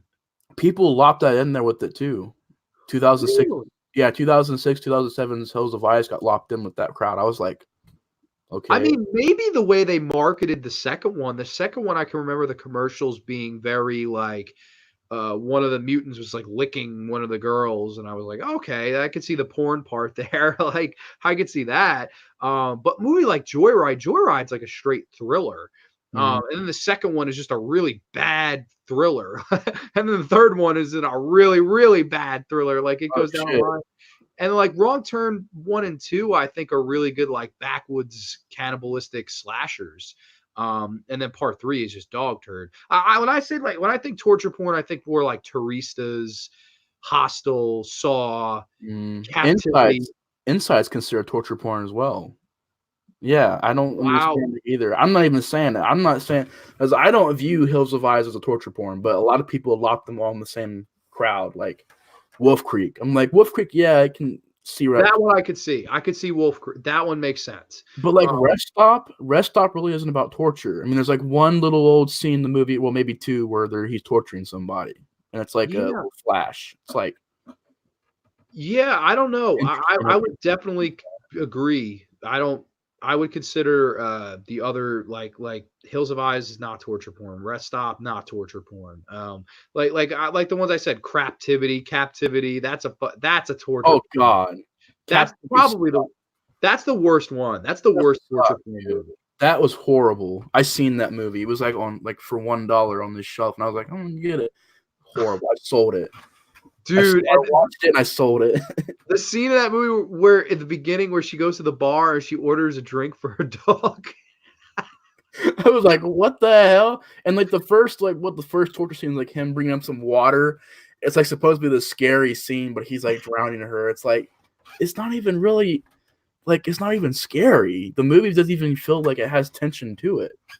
Horrible movie. Like that is possibly the worst one. Like when it comes to torture porn. I'm trying to think Um, about some other. I think High Tension's also considered torture porn. See, I considered like that's the French Five. Like I always call them the French Extremes, which I guess you consider an extreme movie. Some crazy gore and stuff like that. Like the French Five, you have them, you have Martyrs, you have High Tension, you have Inside, you have Frontiers, which I have. I think I have all of them. Most of them are good. Uh, I'm a little bit on the fence with Frontiers. I know people fucking love it, but I feel like it's just a really shitty version of the Texas Chainsaw Massacre remade in France. Mhm. Well, not in France, but by French people. It has its moments, but I don't. I think it's an overrated film. The other four though are awesome. Those are like extreme gore movies, but yeah, I could see those. I could see too because they are extreme. Like I guess torture porn is lumped into extreme, but Mhm. to me, it's the torture. Like that's Yeah, that's how I see it too. I was always wondering why people would lop in something like I don't know. They rock like Devil's Rejects is considered to be torture porn. I'm just like that doesn't really match it for me. Like that's more of an exploitation movie to me. It's 100% an Yeah, exploitation movie. like that's like if a movie was made in the '70s and Rob Zombie made that movie, it would fit perfectly. Not torture porn because there's no torture in it. So I see where you're coming from, but I remember this. I was seeing this couple of these people talk about um, Rest Stop and Wolf Creek. I said they were torture porn and came out with torture porn. I'm just like, I mean, Wolf Creek, yeah. Rest Stop, nah. Hills of Eyes, nah. So it is kind of weird how that whole 2000s craze went. People was like, oh, yeah, it's all torture porn. It's like, Well, the first half you had like a lot of remakes, and then you move on to the like Saw started that trend of the torture porn. And like it just didn't end till like maybe 2010. Like when Saw ended, that's when it ended. Like that was the end of that era. And then for Hostel 3 to come out after that, it like just felt like the that era is long gone. Like it felt like it was funny. It was really only like 6 or 7 years old, but it felt like 60 or 70 years old. It just mm, felt like it's fucking played out. Um, but I mean, if you look at the slasher genre, it's the same thing. Like by like 81 is the year of the slasher. By like 88, 89, it's pretty played out. They don't really do it much anymore. Like when you mm, go into 1990, there are very few slasher films. Which is very interesting. It's like they both lived and died, short lives, but you know, the slasher movies are just so fondly remembered, whereas the torture movies are actually like disco. It's like people that loved them almost are ashamed of it now, yeah. even though there are some I Unfortunately, like. what? I didn't mean to cut you off. I'm sorry. No, I didn't mean to cut you off. Go ahead. I'm sorry. Sorry. Yeah, I was just gonna say, I can't wait for this whole supernatural generic ghost movies craze to end, man. Eventually, because it's just getting annoying, dude. Dude, we've been in this era for it's almost 10 years. over a decade.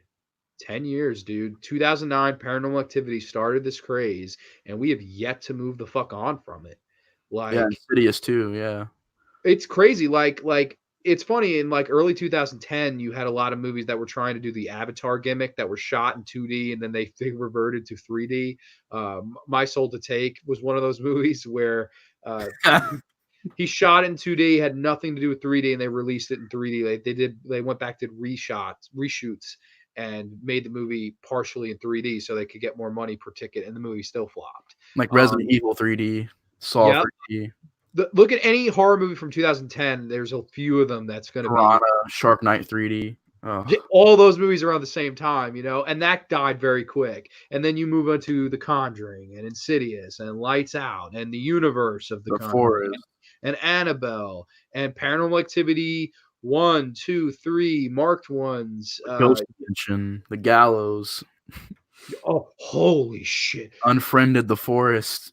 How did they make a sequel to The Gallows? What the fuck is Dude, wrong with the world? I have no clue, and I don't think anybody, like literally nobody, wanted the Gallows sequel. I think everybody hated that movie when it came out.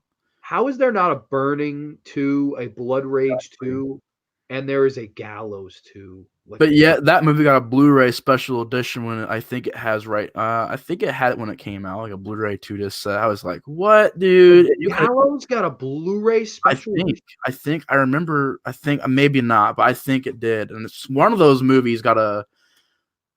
I agree. One of those shitty ass movies from that time got a really good 2 disc special edition. I was like, "What the?" I don't remember if it was Gallows exactly, but it was one of those shitty ass horror movies from January or whatever. Unfriended got a sequel. Unfriended 2, The Dark Web.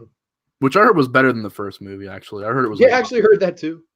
like what would you consider Evil Dead to be bad? I don't really think it's that bad, Evil Dead. I The mean, Evil Dead remake? Not bad. it's No. got dumb characters, but besides that, I didn't really have any other problems with it. There are worse fucking remakes, man. That one's not that bad. At least there's gore. At least Yeah. it nods to the Raimi films. And at least they didn't try to redo Ash. That's the Mhm. two things I love about that remake most. They were like, we can't beat Bruce Campbell. We're not gonna have an Ash character. We can't, top the creativity of Sam Raimi, so we'll throw blood on it. That's what they Mhm. did. It's not that I don't think that's a bad remake at Mm-mm. all. I've seen way worse. I've seen way worse I've than seen that. miles worse. I agree. I've seen Um, what way was the other ones too that came out? That one. where it's the guy with the poster is this guy holding a crucifix over a girl's face, and there was like one called The Last Exorcism. yeah, that movie too. I don't know, that wasn't that bad though, but Last Exorcism Part 2 was horrible from what I've heard. That's another movie. The first one's good. I liked the first one. That, believe it or not, I believe Eli Roth was a producer. Yeah, But obviously he wasn't creatively, he wasn't creatively involved. Um, there was no fucks in the movie. there was no torture or Ryder Strong in the fucking movie, Gore right? everywhere. Yeah. Eli Roth's characters too, like party every single movie. Yeah, man, it's so weird when you look at this past decade. Like it really is a decade of mostly ghost films, and then sprinkled in are the gimmick years, like Yeah, gimmick remakes, gimmick 3D movies that had no chance of making money, and then they just threw the 3D title on it. Like, oh, well, it's in 3D. It's a Wes Craven movie in 3D. Will you go see it? I heard it was terrible. It's a bad film, but it's kind of funny how bad it is. I I will need to say hear the though. Nate Murphy review of that movie one day, man. Like, Oh, dude. Oh, kill dude. to hear your review of that. Oh, also, it didn't come out 2010s, but Sorry Row was pretty bad. Oh, that's 2009. Yep, that's a piece of shit. That's horrible. Yeah, that one's a piece of shit. That's a bad remake, dude. I gotta hear your rant on that one too. Devil Inside. Yeah, Dude, dude. what's that called? The due, not the due date, but like that Devil's Due. Devil's Due, yes, the Rosemary's Baby ripoff. Oh man, that one's bad. It's funny though, like you do have some good stuff, like mostly the independent stuff. It Follows, The Witch. Yeah, but there's one that kind of went under the market though. Deliver Us from Evil. That was actually legit a good movie. I really liked that. I saw that in the theaters. That was with Eric Bana, right? It was actually legit good. Like I was surprised by it. It was. It really was. That was a good movie. They used the Doors music to be creepy. I thought that was really a creative move. Remember Dream House? Holy fucking shit! I'm bringing back good memories, John. It blows my mind. I was watching Rambo Fan. He reviewed that movie not too long back. He liked it. I was stunned. I hated that movie. I didn't like Dream House. I turned it off 30 minutes in. Dude. I couldn't take it. I was like, I'm done. I remember, this is a story. I could tell this whole story because this is one of the movies I fucking hated from word go. I saw the trailer for it and I was like, James Bond in a fucking horror film, Daniel Craig, let's get it. I remember I went on a date. I was with this girl, her name is Taylor, and then a couple of her friends came with us. It was like the four of us. And I was like, oh man, I'm so excited. This movie sucked. It was basically like he was in the house and his whole like he's trying to figure out someone got murdered there, and then the twist of the ending is his family was dead. Like his daughters were dead, his wife was dead, and he imagined them and all this shit. I was fucking furious when I walked out of the theater, and like the movie's actually very English, and like there's a scene where he's yelling for his wife who's named Libby, and I proceeded to get out of the theater and I just roasted the movie like in front of everybody. I was like, Libby, don't let me go, Libby. I was like, Libby, the fucking bloody house is burning down, Libby. Oh my dude, I had people crying of laughter. I was like, fuck. I was like, Libby, fuck you, Libby. Oh my, it was I roasted it. I was like, I fucking wasted an hour and a half of my life for you to tell me that it was all fucking, they were all dead the whole time. I was just like, yo, what the fuck? Stick to James Bond movies, Daniel Craig. I hated that movie. I stopped watching like halfway through, and there's like The Woman in Black too, which with Harry Potter. Yeah, and you got The Haunted Connecticut, which that was a little bit earlier, but they had the sequel, Ghosts of Georgia. Ghost of Georgia, and a movie called Haunted Connecticut. Yeah. Fucking dumbasses in Hollywood, I swear. It's also in Georgia. When I saw it, I was like, are they fucking stupid? I was like, did they really, I was like, are they serious? And from what I gather, it's a serious film. It's not like a parody or I was like, wow, like they are that fucking stupid. Like it's possible. You also had that Fright Night remake, which fucking sucks. Oh yeah, Mama. and the director's DVD sequel. Do you see Mama? Oh man, Mama was the CGI movie. Oh my god, Nate, you are bringing back. I like literally picture myself in fucking middle school right now, going to see these movies with my thumb up my fucking ass, walking out, yelling about Libby. Dude, I wish if someone recorded that, it would have been the funniest fucking thing. I was like, Libby, Libby, why do you let the bloody kids die? I was like Gordon Ramsay going off about food or something. That's great, man. I remember that. This ain't no fucking steak. Oculus, another Cockulus. one. Oculus. I liked Cockulus. I thought Cockulus was good. I Cockulus. like it though. Yeah, I do like Oculus, but it's just like another one of those movies, you know. It's just another one of those movies that came out with so much shit that you can't distinguish it from the other shit, even if it's good. Sinister. I like Sinister, but Sinister 2 was garbage, dude. Fucking garbage.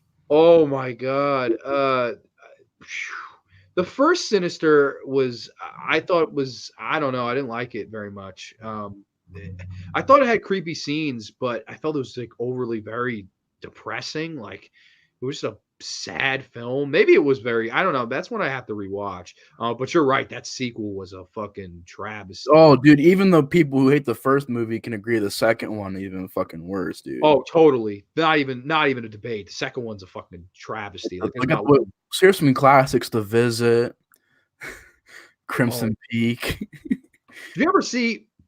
I would say the most. This is fun. I love that this has become a fucking discussion. Yeah, sorry, John. There's nothing to be sorry about. There ain't nobody watching. I don't think we had one viewer the entire time. This is just me and you, brother. I love it. I love it like this. Next time we'll go on your channel because you'll actually have motherfuckers comment. My channel is an actual fucking graveyard. Nobody's alive. Like nobody's fucking here, dude. This is spirits of fucking dead people listening, dude. I would say though, I don't know if you've seen this one. The most biggest letdown of the decade for me is a little movie called Darling. I don't know if you've seen it. Have you seen it?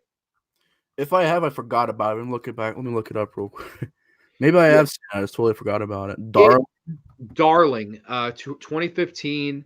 I forget. I forget who the fuck was the lead actress name. Ashley something. Ashley Lauren Cohen or Lauren Ashley Cohen. I don't fucking remember. I'm gonna make me burp. That's how bad it sounds. Hold on. I'll find it. I have to find this lady's name. So I found a Spanish movie called Darling. No, it wasn't Spanish. It was in black and white, but it came out in 2015. Okay, gets a 5.5 on IMDb, which is too fucking high. Lauren Ashley Carter. I was close. I had the Cohen part wrong. It came out in 2015. I can't find it on here though. Just type in "Darling" on the Google search, and then it should be the poster is like this girl like where heads around her head like that.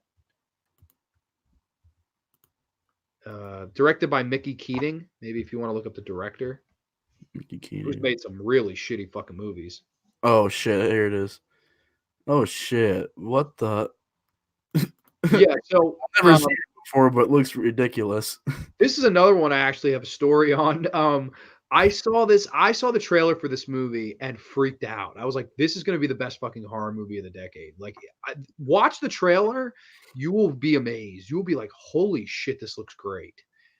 I wanted to see this so badly in a theater that I drove to Queens, which is like an hour and a half from my house. I drove to the Queens Museum right by fucking Flushing and paid like $30 to see it with a crowd, like the only screening it had in New York. I saw it. I fucking hated it. It was one of the worst movies I've seen. The most disappointing movie I saw all decade. Like even more disappointing than movies like The Babadook and Hereditary, because I thought it had so much more potential than those movies. And ultimately, it's one of those movies where style over substance just fucking artsy. Oh, it's such a dude. I believe it's free on Netflix. I don't know if you have Netflix. It's also free on Amazon Prime. What's that? I got it. I can probably watch it if it's on there still. Oh my god. Yeah. I really, it was just such a letdown for me. I would love to hear your thoughts. It looks Um, cool though. The black and white thing looks pretty cool. I won't lie. I thought it looked great. I thought it was going to be a fucking masterpiece. Like I had such high expectations and I was really let down. I don't know, maybe I did rewatch it not too far back and I still felt the same way. I still said, overrated, the most disappointing one for sure for What is me. it, like an anthology? Because there's like chapters in it. No, no, it's actually a very short film. I believe it only runs about, yeah, it's an hour and 18 minutes. So it's Oh shit. barely feature length. And it basically is the story of this girl. She moves into this house and well, no, she's house sitting in similar fashion to The Shining, and she's told, "Oh, you can't go in this one room."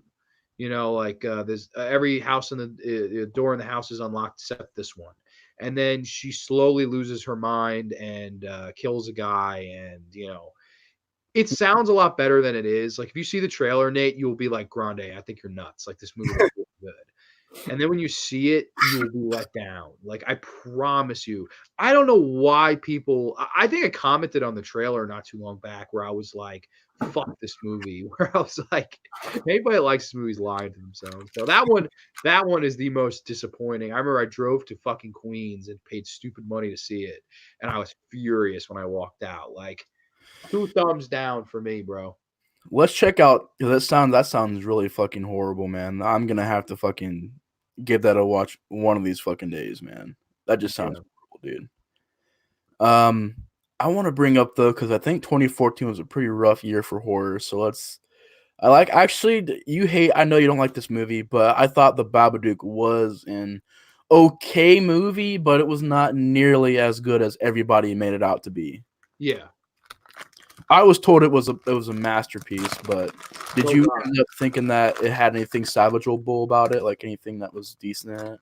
Great, great concept. Terrible, terrible execution. I said it the minute I saw it, and I still feel that way 5 years later. I think the director, she did a good job. I just didn't think it was fully like I understood the message. It's the message is you have to live with grief, and it's the horrors of living with grief. I thought that was a beautiful message. Yeah. I've just seen it done so much fucking better. I just did not like I think there are dramas that do that message a lot better. Like, for example, oh God, what the hell was the name of it? I will look this up. It actually stars Micah Monroe, who was in It Follows, the movie that I'm thinking of. Hold on, let me Mm. find this. Of course, I fucking don't remember the title of it. It was also Jennifer Garner. Basically, the plot of it was it's they're this family and the husband leaves. Like he just decides one day that he's going to leave. It's called The Tribes of Palos Verdes. Mm. um, it's a really really good movie where these people have to live with the grief of uh, the husband leaving them, and it's how it affects the daughter, the son, and the wife after he leaves, and they're living like grieving over losing him. Not they don't lose him, he doesn't die, but he leaves their lives. And I think a movie like that tackled this theme a lot better. I just think it's the overall message is good one. It just was poorly executed. Mm. Um, I think it had its moments. I think had you had somebody else like who I think would have done a great job with this movie? May he rest in peace, Mr. Wes Craven. Mm. Wes Craven would have fucking hit this out of the Absolutely. Yeah. park. I think he would have nailed this movie. Yeah. But it is what it is. I do like you said. Is it salvageable? Definitely. Like it's better than Dreamhouse. It's better than Hereditary. It's better than Darling. It's better than other pieces of shit. But I What will made say, Hereditary so bad though? Like I never seen Hereditary before. Because I Hereditary. heard it was a masterpiece. People say. Hereditary is not a masterpiece. You will not. I would bet my house you don't like Hereditary. I'd be stunned if you liked it. I showed it to Ryan, who was like, "Oh, everyone's telling me Grande that it's great," and he was like, "There's no way I'm gonna not like it, Grande." He kept telling me I was wrong. I was wrong. 2 hours later, he watched. He was like, "All right, you know what? It was fucking bad." I was like, "Yeah, see, you gotta listen to Grande, old bud." Like I felt like I felt like the fucker from Halloween 2. Listen to old bud. Yeah. Listen to Uncle Grande. I try to fucking warn them. I try to warn a lot of people. Like I feel like when I recommend a movie, people are like, "Oh, I'll get to it later." But when I fucking bash a movie, they're like, "Oh my!" The next thing I watch. you know. Like, I'm just like, why do I bother? I should flip it. I should just be like, Ethel stinks. And people will watch it and be like, it's great, Grande. You don't get it. I'll be like, joke's on you. It is great. I love it. Got you. Got you. Thank you for watching. Yeah, man. I heard about that, and I heard that you didn't like Us either. So Oh, yeah. shit. Oh, no. That movie sucked. Dude, You I stopped watched watching it, or you stopped watching it? Like it's turned that it off. Turned it off. That movie's fucking garbage. Don't watch that movie. I watched a YouTube reviewer who looked like Xavier Woods. He was really funny. He was like, he said, and I quote, this made me cry. I literally cried laughing. He was like, don't go fucking pay to see this movie. Keep your ass home. Keep your ass home. That's what you should do for us. Keep your ass home. Don't fucking go. Like, I thought that was a riot, man. There's one. Here's a movie that's worth mentioning because I could go on about how bad I hated Us all day. But there's an awesome one. It's called Do Lambs, or no, it was called Even Lambs Have Teeth. I think Even Lambs. I'm gonna make sure. I've never heard of that one. This was an awesome one from 2015, actually. Gets a 5.1, which is grossly low. Mm. I loved this movie, even Lambs Have Teeth. It's basically the story of these two girls, and they're like going upstate for the weekend, I guess, and they get abducted by these sex traffickers. And you're thinking, okay, I've seen this movie 100 times before, but it's one of those movies where the victim part is a lot shorter than the revenge part. Like, it's more revenge, less victimizing, and it's so much fun, man. They beat the fuck out of like all these sex trafficking people. There's one scene where they put these tennis balls and put like spikes in them, and then they fucking play pitch and catch, and she like bats the ball right into the guy's ass. Oh shit!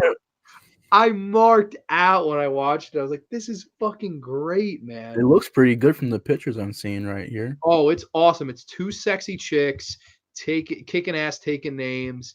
And I, you know what? I got to go on a little rant here, Nate. And I'm sorry, I don't mean to be hogging your screen time here. No, Um, no, you're fine, man. like a movie like The Babadook and Hereditary, and we've had some horror movies lately that it's like, oh, women, all this stuff, women.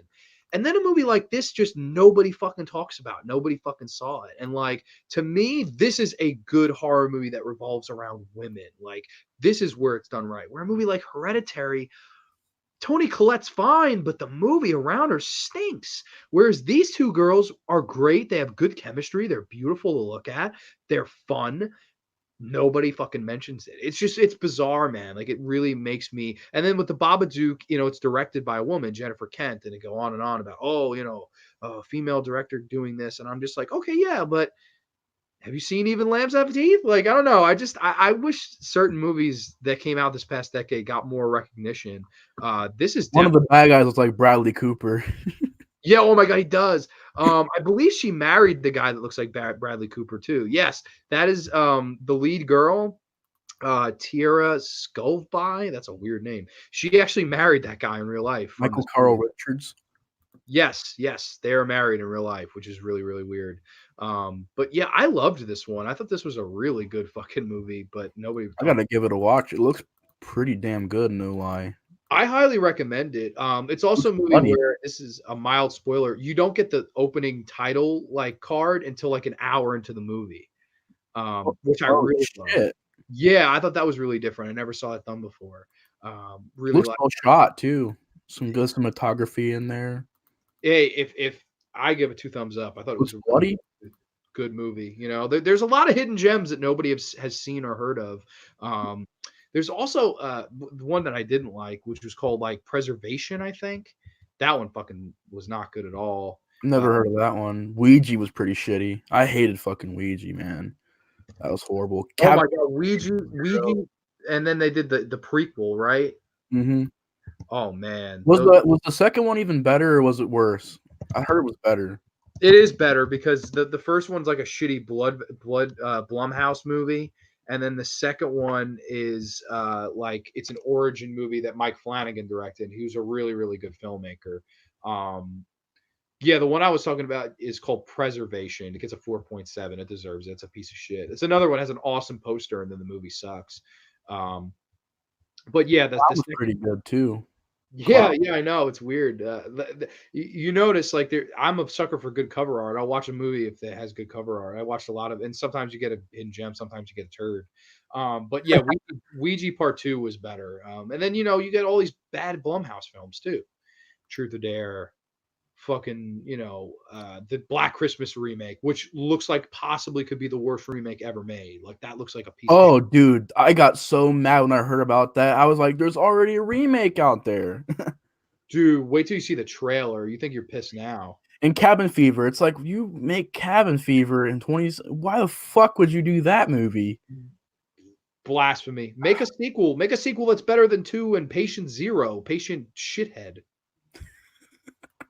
Yeah, I'm trying to think about some other shitty ass fucking movies we've gotten over the We've years. covered a lot. I've even brought up some ones that I bet people are like, I've never heard of that. Do you like VHS? VHS is very split. I love VHS 2 a lot. VHS 2 is my favorite of the 3. VHS Viral sucks a big dick. Oh yeah, dude, Viral is fucking shitty. Fuck that movie. VHS 1, there are parts of it I liked. I thought the first segment and the final segment were really good. The segment where it's like the bunch of kids and they're in the house and the house just starts like kind of becoming haunted and closing in and they're trying to get that girl out of there and then the train hits that was my favorite segment of the whole movie. Although I've read a lot of people, they hate it. They think that's the worst one, which makes me laugh. It has its moments. The first VHS, I think it's kind of creepy in moments. You have and then VHS 2 is my favorite. I like VHS 2 a lot. You have movies like I know you like this movie, and I actually wasn't a fan. You're Next was a big people really liked that one. Yeah, I really enjoyed that one. It was good. Yeah, that one I don't know. I wasn't feeling that one, but I Remember do Dark know I'm Skies? in the minority. I'm like the only person that doesn't like that movie. Dark Skies. I remember seeing it on the drive-ins. I fell asleep while watching it. I didn't see Dark Skies actually. Oh, dude, horrible, horrible. Carrie. Oh my god, I don't like Carrie. Oh, the remake, the only bad Carrie movie. Oh man. Well, you think that's the only bad one? Yeah, actually, I do. I like the Rage Carrie 2, and I like the Angela Bettis one. I'm crazy. Oh, okay. I mean, hey, it's okay. I'm gonna like rewind what I said there because I ain't. Oh, I saw your review. I saw your rant on the Rage, bro. One of the great rants of all time. I did. I really did not mean to do that rant on a movie that you like. Dude, do not about apologize. I love your rants, man. Whether I agree or disagree with you, you're always respectful, and that's why we are friends. Like I can't stand people that are like, you didn't like Halloween 2018. You Oh my god! like, how dare you? It's like, art. what? Like, because I don't know, just absolutely insane, man. I liked Warm Body. That was a good movie. Warm Body. Yeah, I liked. There were a few really good horror movies in 2013. Contract was pretty good. I haven't seen that in years though. Contracted. All Hallows Eve was pretty good. Wolf Creek 2 I didn't see. Jugface I heard about. Jugface. Hansel and Gretel was shit. Nah, I didn't bother. The Last Exorcism Part 2. Like, it needed a Part 2. Jesus, this is like the last 5 you said I didn't bother with. Frankenstein's Army. Shitty ass fucking movie. Had potential though. Was that the one with fucking the guy who played Two-Face in the Dark Knight movies? Or was that Frankenstein 3D or something? That was the I Frankenstein or whatever it was called. Yes, holy shit. That was shitty. That's shitty too. And You Dracula. have Argento's Dracula. That was made this decade. Dracula Untold. Dracula 3D. 3. I didn't see that one. That's Argento's. That's the worst Argento film ever. He made a Dracula movie? Yeah, in 2020 and 2012. Yeah, 2020. Oh, 2012. Shit. I didn't even know that. Oh shit. Yeah, it gets like a 3 on IMDb. Oh shit. Argento movie gets that low of a rating? God damn. That's the only Argento movie that I think gets a low. Like, I think Giallo from 2009 also gets a low score. Oh shit, man. That's surprising. And Phantom of the Opera gets a low score. That's a bad Argento film. Bad Milo, I heard, was pretty good. Have you seen that? Yeah, I saw that. I thought that was okay. I don't know. I didn't mark out for it like everybody else. I thought it was fine. What about the Innkeepers with Ty West? You see that one? I don't like any movie fucking Ty West has ever done. I'm sorry. I'm in the minority. I don't like him. I Now think we all love the Thing prequel. I mean, it's just such a masterpiece of a film. oh, that movie fucking sucks. I forgot how many bad movies are actually in this decade. What a Dude, horrible fucking decade. But I've hey, seen more than half of them. I liked some of the shot on video, like As Above So Below. I liked that. This I like wasn't Brave Encounters. Grave Encounters I really liked. I'm not one though. I don't really get why the Human Centipede gets so much hate. I actually did enjoy the first one. Like I thought it was for what it was. It was I've just still been meaning to watch part two. I never got to it. oh dude, part two is so fucked up. It's Yeah. literally one of Part three is a piece of shit. That's a bad movie. The first two are fine though. the 11, 11, 11. I remember those movies because they made like 11, 11, 11, 2 and 3 and 4. And I was like, how do you do that with a title like that? 11, 11, 11 part 2, you know? Yeah, I believe Darren Lynn Bousman was the director on that, and they replaced him. That movie went to shit. The 11 11 11 movie. I didn't realize The Right came out in 2011. Thought it was much earlier than that. That was Anthony Hopkins, right? That was that boring fucking. It wasn't really that good. It was hyped, but I didn't really like it that much, Me honestly. neither. I liked Devil, the movie where they were in the elevator. Oh yeah, me Um, too. I liked that a lot. That was probably Quarantine 2 Terminal, what's that? shitty ass. Quarantine 2 Terminal, shitty ass movie. Oh my Fuck, god! Talk about oh my god! Talk about a sequel that never should have been made. That's one of them. fucking horrible, man. Like literally, there was no point to that sequel. Yeah, and it wasn't even shot on video. So they took out the gimmick part of it. So there's no, and the case of it is like a found footage case with the night vision stuff. I'm like, it's not even night vision the movie. What were your thoughts on The Ward? That also came out this decade. The Ward I never seen, but I did hear mixed things on it. That's I've a John heard like nothing but bad, and I don't think it's that bad. I thought it was fine. that's a John Carpenter movie, right? It is. That is John Carpenter's last movie to date. I didn't see it, but I heard mixed things on it. Some people loved it, surprisingly. Some people thought it was all right. Some people hated it. I know I, Matt hates it, so I thought it was all right. I don't like. I don't see people like people fucking hate it, and I'm just like, yeah. really? Like of all the movies to get behind and just be like, fuck this. That's not it's competently made, it's well acted, and okay, the story is a little bit lackadaisical, but I don't think it makes it the worst fucking movie ever. Like, I don't know. I think it personally could have had a theatrical run.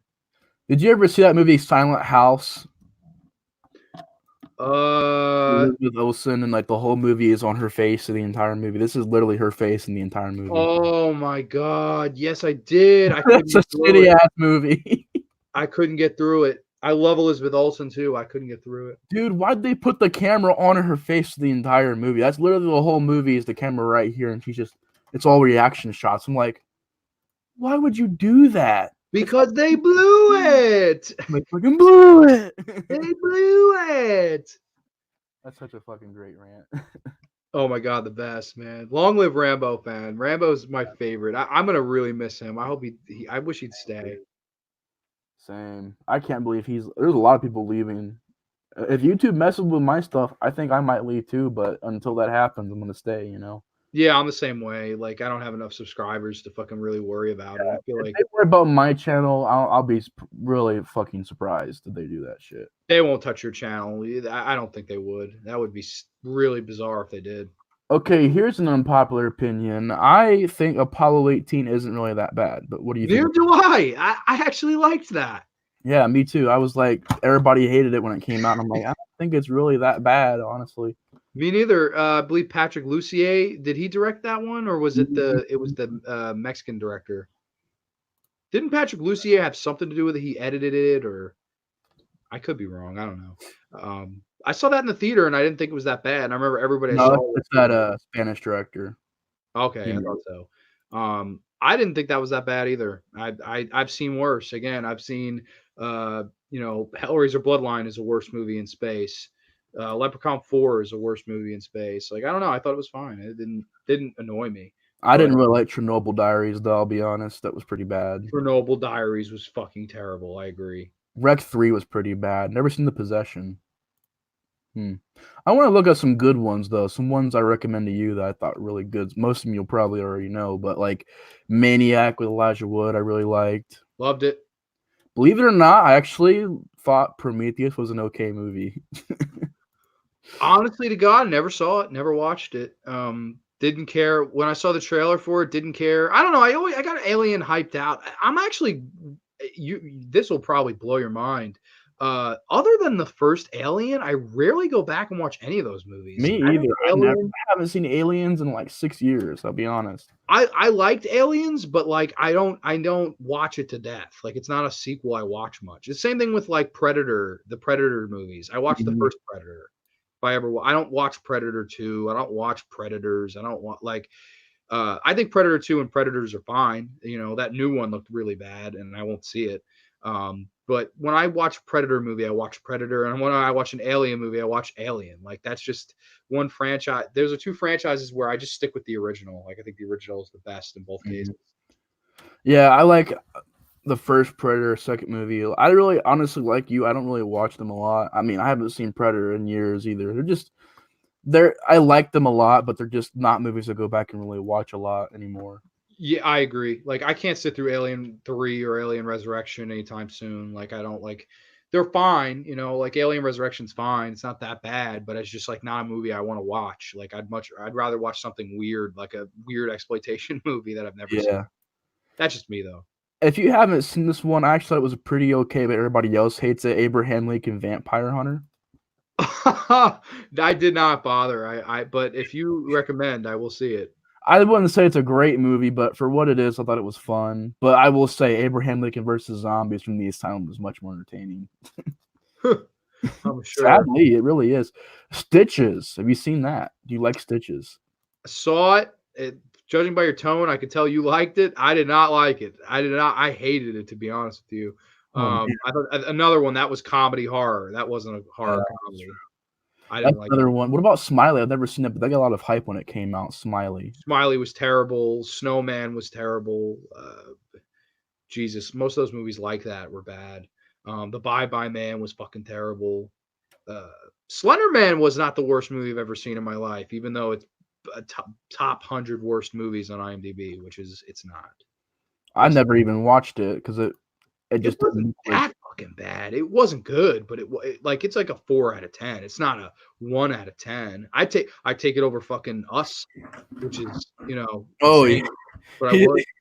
he says to take it over Us, man. It must be really bad then, dude. It is. It is. It really is. It's that bad. I love Scary or Die. Have you seen that's a really underrated one? didn't see Scary or Die. That's really good. Like on the level of like I would say it's like a better version of VHS, but it's not found footage. But the reason why I compared to VHS is because VHS was kind of more.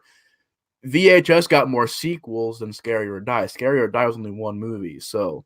But I think Scary or Die is better or at least in that same level as VHS too. I love Scary or Die. I'll have to check it out. Scary or Die. I know you're a pretty big fan of the series, but I have it. I've never watched it. But was Silent Night good? Because I heard it was pretty crappy. The first Silent Night? Like the remake, the 2012 remake. Oh, okay. I was confused. I was like, we're going back to the 80s now. I was like, it. I'm gonna say no. I didn't like that remake. I know some people did. Is it better than part 4? Sure. Is it better than part 3? Sure. But I'll watch Mickey Rooney as the toy maker any day over that fucking remake. I stick with Silent Night, Deadly Night 1, 2, and 5. Those are my favorites. The 3 and 4 are fucking garbage, and then the remake is, I guess, a little bit better than the other two. I liked Would You Rather. Did you like that one? I'll blow your mind. I went into that movie thinking I'd fucking love it, and I didn't. For some reason, I didn't like that. Wow. I see that as a movie I could consider fucking torture porn. I don't know why. Like I felt like it was like the scene where they drown that one. I think it was Sasha Grey, the porn star actress. Yeah. Like It's like, what Her the fuck? acting was so bad. Yeah, and also it's one of those movies I predicted it from the word go. I called the ending. I was like, oh my god, the brother's just gonna kill himself. She's gonna do all this for nothing, and that's what it is. And I was just like, Oh shit. blah. I love Jeffrey Combs in it, but he Yeah, didn't. He me couldn't too. save it. And John Hurd before they killed him. Mhm. Um, What who was the about dad? Piranha 3 Double D? You ever seen that one? Terrible, terrible, terrible I never movie. even watched it. Don't. Oh my god, that was a bad movie. 3 Double D. That was Fucking horrible, man. so bad. I just had one. I forgot it though. Oh shit. How did I forget this? Oh Resident my Evil. god, this is awful. I'm trying to think of one that I wanted to ask you if you saw. Afterlife and Retribution of Resident Evil is pretty shitty. There was one called Afterlife with Christina Ricci, Liam Neeson that I really liked that nobody fucking mentions. I don't know if that was 2010 on, but that was one I really Hmm. liked. Justin Long was in it too. Ooh, really? Yeah, those three in it, and they all do a really good job. That was a fun movie. I liked it a lot. Christina Ricci's running around the whole thing naked, which was very, Nice. very, very You nice. get into Very that. nice. Um, fuck. Why can't I think of the one I wanted to ask you about? Here's one that's gonna surprise you real quick, Sure. while you're, thinking about it. I was not a fan of Hush at all. I really didn't get into it. I can understand that completely. That's not a movie for everybody. Um, I think home invasion movies are like that. There are some I fucking love, and then there are some where I'm just like, why does anybody like this? Yeah. The Um, Strangers have kind of worn down on, like, I loved it at first, then when I rewatch, I'm like, The Strangers is okay, but Prey at Night is miles better than the first one.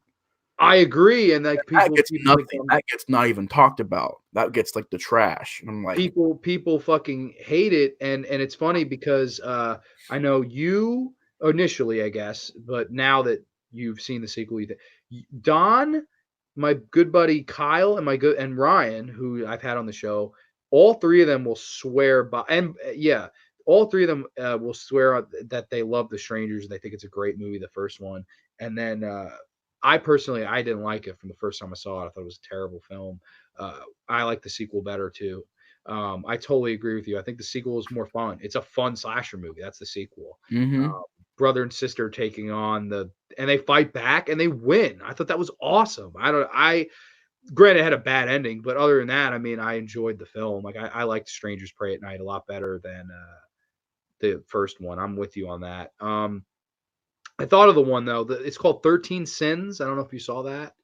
I didn't see it, but I heard about it. It looked pretty bad. Was it good or bad? I loved it. I thought it was a lot of fun. Wow, really? It was like a game show horror movie. Really fun. Like I thought Wow. it was very fucked up, but it was fun. What about 11 Sins? Did you like that one, or 12 Sins, whenever that was called? 11 or 12. But the guy on the phone, he has to call somebody. That's And he that's has the to, one I'm talking about. 13 Sins. you mean the one where he's called and he has to? Yeah. Oh, They I, give him a task. They're like, kill this or make that child in front of you cry. oh, And he I does thought it. it was like 11 or 12 Sins.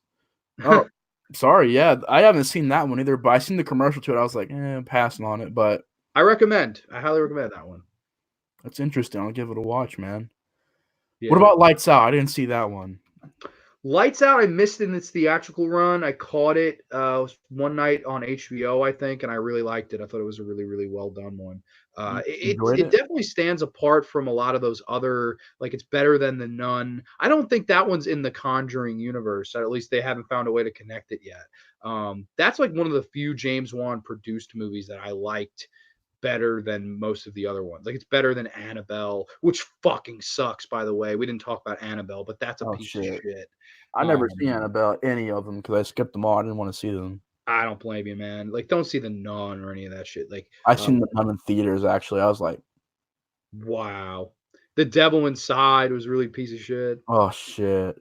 I We should have love. renamed this the horror movies of the decade discussion, man. Sorry, man. I didn't mean to drag it on. No, I almost want to rename it now. Like, I almost would love to cut the stream somehow, make two separate streams out of this because like the first half's Thanksgiving horror, and then this half has been horror movies through the decade. So If we did, we should done this in like December. If we were going to talk about like these, like the December stream would be like talking about the past decade of horror. we could do that. Why don't we Yeah, do that? That's a good idea. So We'll we do should it. probably like. Do you want us to hit the rest of the? Well, we've only gone through all of them. No, I'm Yeah. just kidding. But no, I'll do it again. We'll do it on your channel this time, so we have other people commenting, and like it could be fully engaged because that will be a lot of fun. But yeah, I guess we can cut it off here. We've been almost 2 hours, so this has been a Oh lot of fun. shit! God damn. Time flies when you're talking horror with your brother, right? Guess so, man. That's crazy. It's been Dude, fun. I know, flies. But all right. So before we end this, we could just rank Blood Rage out of 10 because we never did. What's your rating out of 10, brother? I would give it a 9 out of 10. I really enjoyed it. Thought it was one of the best slashers, and I loved Blood Rage a lot. I loved it too. I'm gonna go 8 out of 10. So we're gonna come in the middle, meet in the middle. 8.5 is our average for Blood Rage. Excellent movie. We both highly recommend it. The perfect movie to watch around Turkey Day. I know we didn't get a lot of people watching live, so hopefully this video can catch a little fire, catching fire, if you will. When I post it, maybe tomorrow, I'll throw it up on Facebook, and maybe some people will watch it. I'm surprised Blood Rage has like a cult following, kind of. Yeah, granted, the title I have for this is uber long. It's like Thanksgiving horror movie stream, crazy fat Ethel Blood Rage with Horrorboy. Like it's a obnoxiously long title, but I don't know. I don't know what else to say. That's badass. That's a good title. It's badass, bro. Yeah. So, dude, thank you so much for coming on. I appreciate it. Thanks, man. It was awesome. Sorry I rambled on for so long, man. We did not, dude. We just had a blast. I love talking horror with you, man. I would have gone another fucking hour. Like, but I do think we should save this like decade horror discussion, the Horror Boys channel, and like, dude, you get so many people comment. Like, I feel like that'll be a big video because more people have seen the current ones, so that'll be a big fucking topic. We're gonna get a lot of heat to be like, you didn't like that movie. Grande, you're a fucking dumb fat fuck. You didn't like fucking. You're next. You're next, Grande. I'd be like, nah, you're next. Love VHS. Grande, you mean to tell me you liked Apollo 18? Oh, John, you're gonna get some heat. I already know that. I'm just playing with you, but that the Us and Hereditary.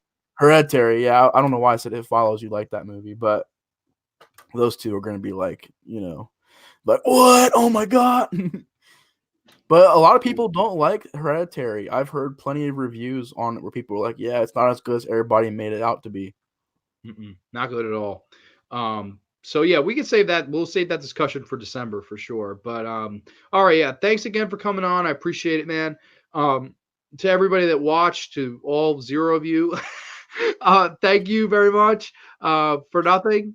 I'm gonna see you all next time on the Graveyard. I want everybody to have a happy Turkey Day. Pig out, eat out, enjoy. Watch some Blood Rage. Watch some crazy fat fucking Ethel. Eat some mac. Eat some mashed potatoes, turkey, all that good stuff, man.